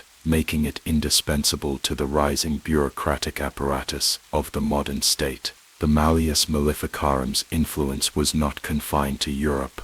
Its ideas traveled across the Atlantic to the New World, where it helped to shape the witch trials in colonial America. In places like Salem, Massachusetts, the book's ideas were invoked by puritanical leaders seeking to rid their communities of the perceived threat of witches. The echoes of the Malleus were felt in the tragic events of the Salem witch trials, where suspicion, fear, and hysteria led to the deaths of 20 people and the torture of countless others. The book, in many ways, had become a self-fulfilling prophecy, as its widespread dissemination fueled the very witch hunts it had described. However, the book's influence was not without its critics. As the centuries passed, the Malleus became a symbol of a bygone era, a relic of superstition and fear. In the modern world, where reason and science had begun to take hold, the book's influence waned. It was seen as a product of a primitive, irrational time, and its ideas were discredited. But even as it fell into disfavor among intellectuals and theologians, the Malleus Maleficarum continued to haunt the collective consciousness. The witch hunts, the fear of witches, and the persecution of women would not be easily forgotten. The book's legacy was a dark one, and its lessons were not so easily erased. Despite its decline in popularity, the Malleus Maleficarum had succeeded in what it set out to do. It had cemented the idea of witchcraft as a real and present danger. It had provided a theological and intellectual foundation for the witch hunts that would ravage Europe for centuries, and it had become, for a time, an indispensable tool in the arsenal of both church and state, shaping the course of history in ways that would leave an indelible mark on the world. For over 200 years, the Malleus Maleficarum was second only to the Bible in terms of sales.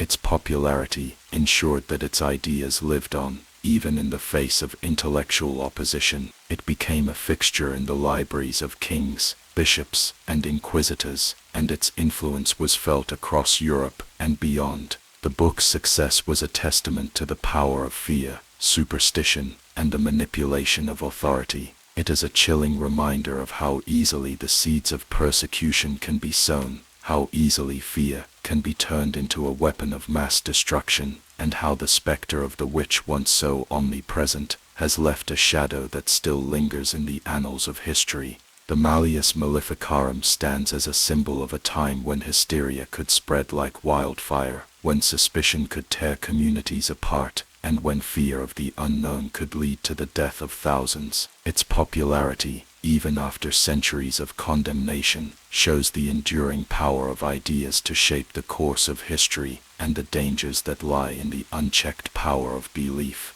The Malleus Maleficarum, as it gained widespread acceptance, did more than just solidify the belief in witches as agents of the devil.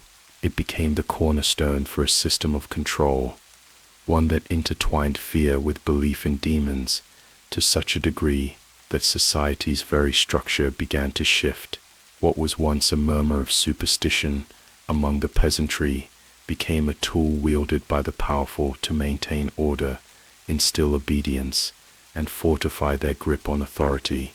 The book didn't just teach people to fear witches, it taught them to fear what lay in the shadows of their own minds, and in doing so, it turned belief in demons into a currency of power. This new world that the Malleus crafted was one where fear was not simply an emotion, but a tool. It was a commodity, manipulated and traded by those in power. The book's vivid depictions of demons, of witches conspiring with the devil, of corrupting forces that lurked in the corners of every village, allowed religious and political authorities to construct an elaborate system of control. Those who were accused of witchcraft or heresy were not only targeted for their supposed sins, but were also used as examples to remind the populace of the ever-present threat of evil and the even greater threat of disobedience. In this climate, the church and secular authorities found an effective means of exerting their dominance over the people. The very idea that witches were not just individuals, but a pervasive force, one that could be lurking in anyone, anywhere, meant that no one was truly safe. The witch hunts that followed the publication of the Malleus were fueled not only by the supposed righteousness of purging society of evil, but also by the practical need to remind the people of their vulnerability. The threat of a witch could be anyone, a neighbor, a relative, a spouse, and with this realization came a new form of social control. Everyone had something to fear, and everyone became a potential target. The book's meticulous details on how to identify witches, often involving the most trivial and subjective signs, meant that accusations could be brought up for any reason, no matter how baseless. Accusations of witchcraft turned into weapons to settle old scores, to eliminate political rivals, or to control women who were seen as threats to the established order. The infamous devil's mark, once a mark of misfortune, was transformed into an indelible proof of one's allegiance to Satan, no matter how innocent the origin of the birthmark or scar might have been. Even the faintest imperfection on the skin could be considered evidence, and thus a person could be destroyed by something as mundane as a freckle. While fear of witches was harnessed for social and political control, it was also used to keep the general population in line. The belief in demons, carefully cultivated through texts like the Malleus, led to a widespread paranoia where every unusual event, every piece of misfortune, could be attributed to the work of witches and demons. Famine, illness, crop failure, the death of livestock, all of these could be explained away as the result of witchcraft. In this way, the Malleus allowed the powerful to frame the narrative of societal crises, casting blame on external, supernatural forces, rather than on the failure of the ruling classes to manage resources, protect the vulnerable, or create just systems. But it wasn't just the common folk who were manipulated. The intellectual elite, the educated and the learned, were not immune to the grip of fanaticism. The Malleus had found a home in the libraries of inquisitors, scholars and clergy. Its theological arguments and rationalizations lent it an aura of credibility, despite its lack of any true scientific or theological merit. Intellectuals who might have otherwise questioned its ideas were instead absorbed by its arguments, for it presented itself not as a superstition, but as a systematic religious and moral imperative. With its scholarly tone and extensive citations, the Malleus convinced many that the fight against witchcraft was not just an emotional battle, but a rational one, rooted in the very fabric of Christian doctrine. For the religious authorities, the Malleus was an invaluable tool for maintaining discipline within the church. The concept of heresy, of turning away from the established teachings of the church, was a central theme in the book. But it wasn't just about witches, it was about control over what could and could not be believed. The Malleus was used to further suppress any dissent within the church itself, creating a rigid orthodoxy that allowed no room for questioning. Any challenge to the accepted view of witchcraft was itself a sign of potential heresy. In this way, the book helped solidify the church's position as the ultimate arbiter of truth, creating an environment where to question the official narrative was to invite suspicion and persecution. The concept of the devil's work became a self-fulfilling prophecy, reinforcing the belief that everything that went wrong in the world had a supernatural cause. Each accusation, each trial, each execution fed the cycle of fear and belief. Witch hunts became a ritualistic reenactment of the book's ideas, with individuals playing roles that had been written for them by Kramer and Sprenger. What was once a localized panic about witchcraft became a full-scale ideological movement, with the Malleus at its heart. The book didn't just teach how to identify witches, it taught how to act upon the fear of them, and the acts of terror that followed, including the torture and execution of those accused, became as much a part of the book's legacy as its theological arguments. The book also sparked a cultural shift. The very idea that witches could be anywhere, that demons could infest every corner of society, transformed the way people viewed their neighbors, their families, and their communities. It fueled a growing sense of paranoia, where no one was truly safe from suspicion. Friends became enemies, neighbors turned on neighbors, and the trust that once existed between families dissolved into fear. Families were torn apart by accusations, as loved ones were turned over to the authorities for trial. The bonds of community were fractured by the belief that evil lurked behind every door, that the devil's work could be hiding in plain sight. The Malleus, in many ways, rewrote the social contract, replacing trust with suspicion, love with fear. The Malleus Maleficarum was not just a book, it was a psychological weapon, one that turned the very structure of society into a means of control. By fueling fanaticism, it ensured that belief in witches and demons could be used to keep the populace in check. It turned fear into a tool of power, making it a means to manipulate not just individuals, but entire communities. Fear of the devil's minions became a tool of both social and political control, ensuring that those who were in power could maintain their dominance by keeping the masses afraid and divided. As the years passed, the impact of the Malleus did not fade. Though it was condemned by the church later in history, its influence remained. Even after the witch hunt subsided and the belief in witches waned, the legacy of fear, the mindset it engendered, lived on. The book had altered the way people perceived the world and each other. It had created a climate where fear of the supernatural, and particularly of witches, became ingrained in the cultural psyche. It had turned what could have been a passing panic into a lasting obsession. In the end, the Malleus Maleficarum succeeded in more than just spreading fear. It succeeded in shaping the very culture of Europe, creating a world where belief in demons and witches became not only acceptable, but expected. And it is this legacy, the legacy of fear used as a tool for control, that has made the Malleus Maleficarum one of the most enduringly influential works in history. Its impact reverberates through the ages, a reminder of how fear, belief, and authority can be used to manipulate, control, and divide. The Malleus Maleficarum, with its dark promise of exposing the hidden forces of evil, had not only reshaped the social fabric of Europe, it had systematically obliterated the very concept of critical thinking. Doubt and logic, once celebrated virtues of the intellectual world, became the enemies of the truth that the Malleus offered. The book didn't just claim that witches existed, it demanded that belief in them be absolute, leaving no room for skepticism or reason. The intellectual and moral landscape was carefully sculpted by Kramer and Sprenger, who sought to build a world in which only fear and submission to authority remained. As the Malleus spread across Europe, its impact was far-reaching.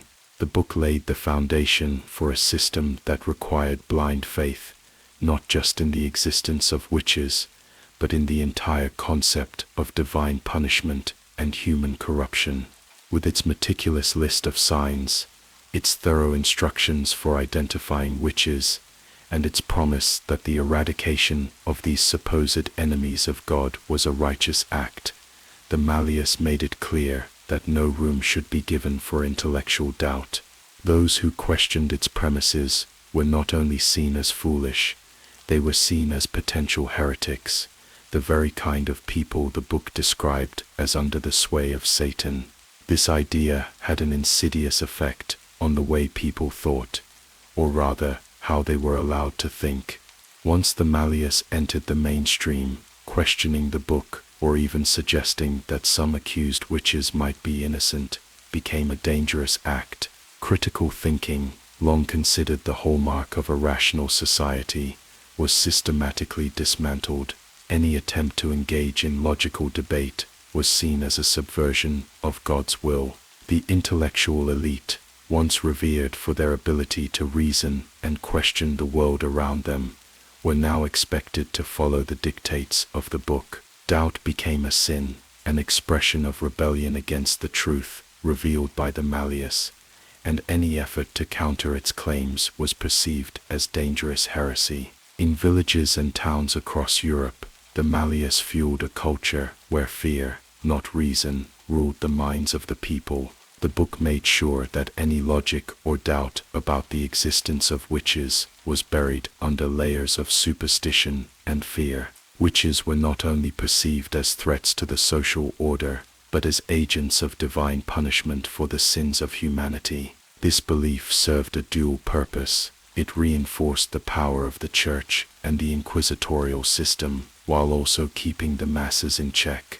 The common people, frightened and uninformed, came to believe that any sign of deviance from the accepted norm was evidence of witchcraft. Whether it was a strange illness, a crop failure, or a personal dispute, these events were interpreted through the lens of the Malleus, and it was only a short step to labeling someone as a witch. As the witch trials grew in intensity, the very foundation of intellectual discourse began to crumble. For centuries, philosophy and reason had been tools of enlightenment, allowing humankind to question, debate, and understand the world around them. But under the influence of the Malleus, these tools were slowly twisted into something dangerous. In an age when the printing press was just beginning to change the way knowledge spread, the Malleus became one of the most printed books in Europe. Its teachings spread faster than reason could ever hope to counter, and in the absence of critical thought, fear took root as the only acceptable response to the world's chaos. What made the Malleus even more dangerous was its subtle yet potent attack on the human psyche. By teaching that logic was a tool of the devil, and that only blind faith in the book and its teachings could protect one from the witch's curse, it turned the act of questioning into a transgression.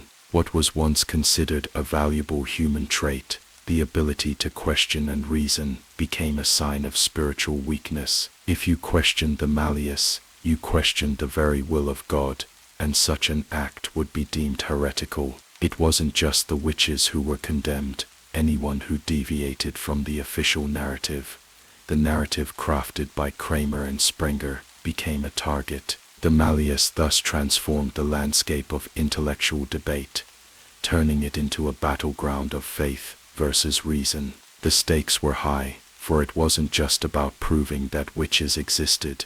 It was about proving that the church and its divine authority were beyond reproach. Any attempt to counter the narrative of the Malleus was seen as a challenge to the church itself, and in such a world, the cost of dissent could be fatal. Skepticism was no longer an intellectual pursuit.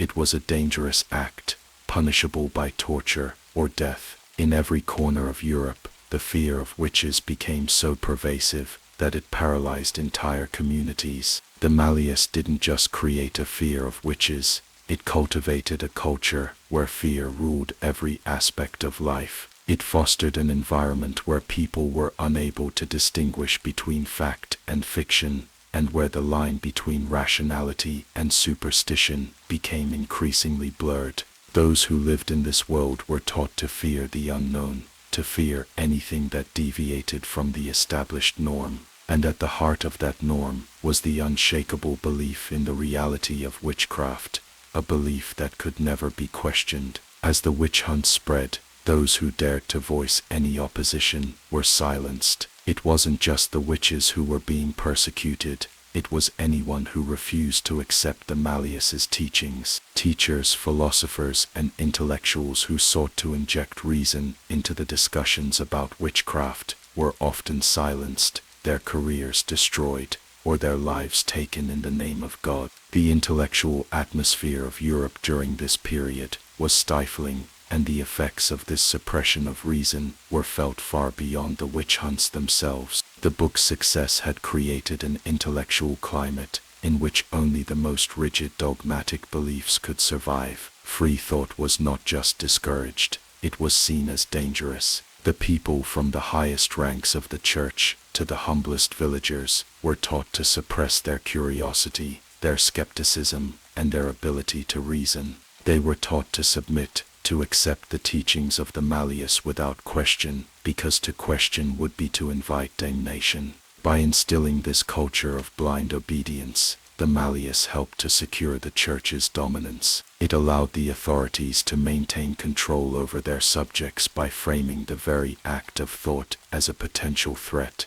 If you dared to think for yourself, to challenge the narrative presented by the Malleus, you were no different from a witch. In a sense, the very existence of the Malleus turned the people into a system of self-censorship, a society where the fear of punishment kept everyone in line, whether or not they truly believed in the existence of witches. This destructive shift did not just affect intellectual circles, it permeated every layer of society. The peasants who once relied on reason and logic to understand the world were now imprisoned in a world where fear reigned supreme. The Malleus had convinced them that their every misfortune was the result of witchcraft, that their neighbors were potential witches, and that the devil was always lurking in the shadows. They were no longer free to think for themselves. Instead, they had to accept the teachings of the book, which had become the new truth, an unquestionable truth that could not be challenged.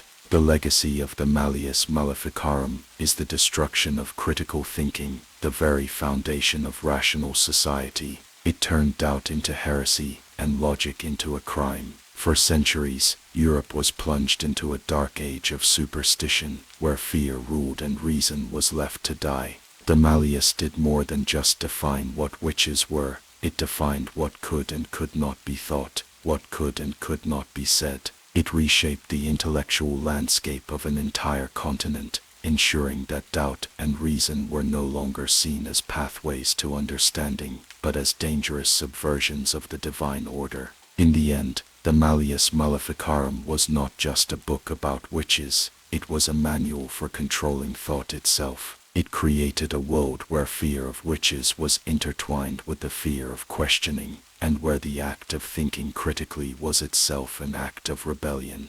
And as Europe was plunged deeper into the darkness of superstition, the true power of the Malleus was revealed. It had silenced reason, replacing it with a culture of blind obedience, where only fear and submission remain.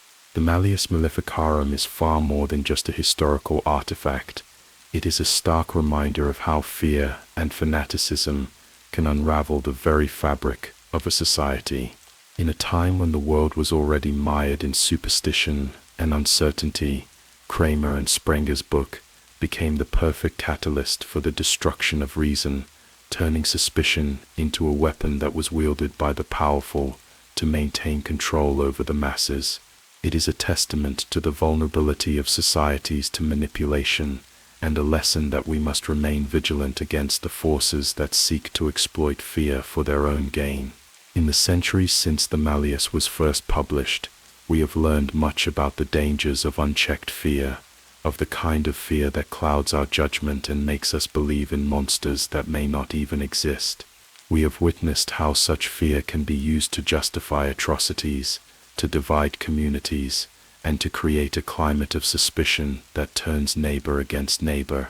The witch hunts that followed the book's publication are just one example of how fear can spiral out of control, leading to the loss of innocent lives, the destruction of families, and the disintegration of entire communities. But the Malleus also serves as a chilling reminder that this is not a phenomenon confined to the distant past. Today, as we look around the world, we can see echoes of the same forces at play. Fear and fanaticism continue to fuel violence, division, and intolerance. Whether it is the rise of extremist ideologies, the scapegoating of minority groups, or the demonization of the other, we find ourselves once again in a world where fear is used as a tool of control, where the irrational and the illogical are weaponized to manipulate the masses.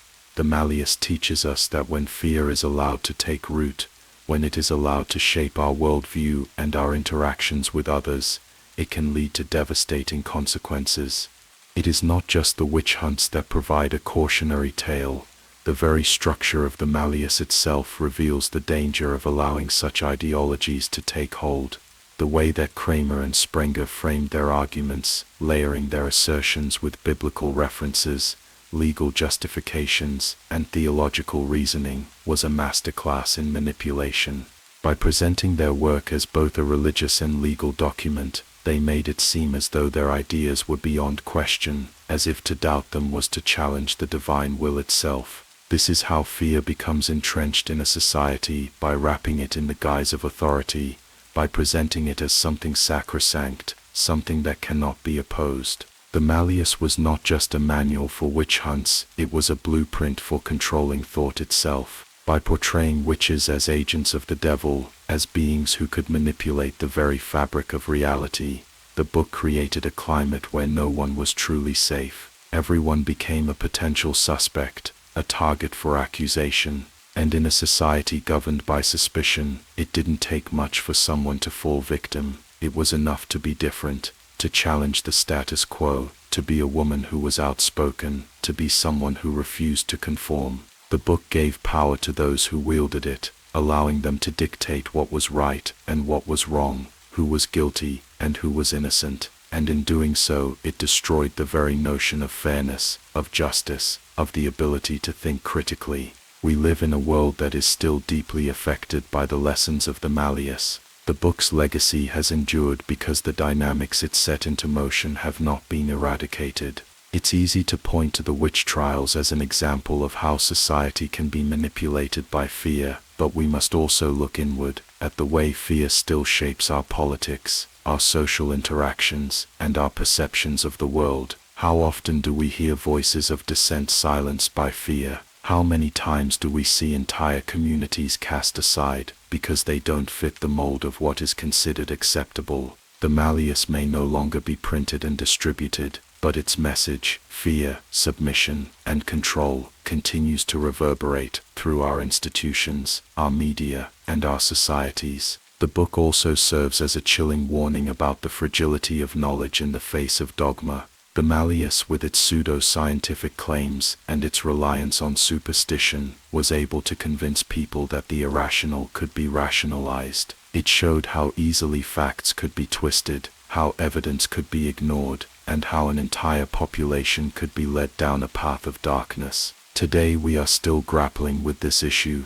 How many times have we seen science and reason undermined by ideologies that prioritize belief over evidence? Whether it's climate change denial, anti-vaccination movements, or conspiracy theories, the Malleus teaches us that once a lie takes root, it can be almost impossible to dislodge. What the Malleus teaches us ultimately is that we must be ever vigilant against the forces that seek to use fear as a tool for control. We must remain committed to reason, to questioning, and to ensuring that our society is not governed by fear of the unknown, by the irrational, or by the authorities who would manipulate us. The book reminds us of the dangerous power of narratives, of how stories, whether true or false, can shape the world we live in. It is up to us to ensure that the stories we tell ourselves are grounded in truth, not in fear, not in the manipulation of power, and not in the degradation of reason. And in remembering the lessons of the Malleus, we must also remember the people who suffered in its wake. The witches who were burned at the stake, the families torn apart by false accusations, the countless innocents who were subjected to torture, pain, and death. All of them serve as a reminder of the high cost of allowing fear to govern our decisions. The story of the Malleus Maleficarum is not just one of historical interest. It is a warning, a plea for us to learn from the past and to recognize the signs of fear-driven fanaticism before it consumes us. As we stand on the edge of an uncertain future, we must ask ourselves, are we prepared to confront the forces of fear that still linger in our society? Are we willing to stand up against the manipulation of truth, against the narratives that divide us, and against the ideologies that seek to control us through fear? The Malleus teaches us that if we are not vigilant, if we do not remain committed to the pursuit of truth, we are doomed to repeat the mistakes of the past. The book's legacy endures not just as a historical document, but as a timeless reminder of the power of fear. It shows us how fear can be used to manipulate, to divide, and to control, but it also shows us the power of reason, of doubt, and of questioning the status quo. The story of the Malleus Maleficarum is a call to action, a warning to remain vigilant against the forces of fear that still have the potential to destroy societies, to tear communities apart, and to strip individuals of their agency. The fight for truth, for reason, and for freedom is never over, and it is up to each of us to ensure that the lessons of the Malleus are not lost to history, but serve as a guide for a future where fear no longer holds the power to destroy.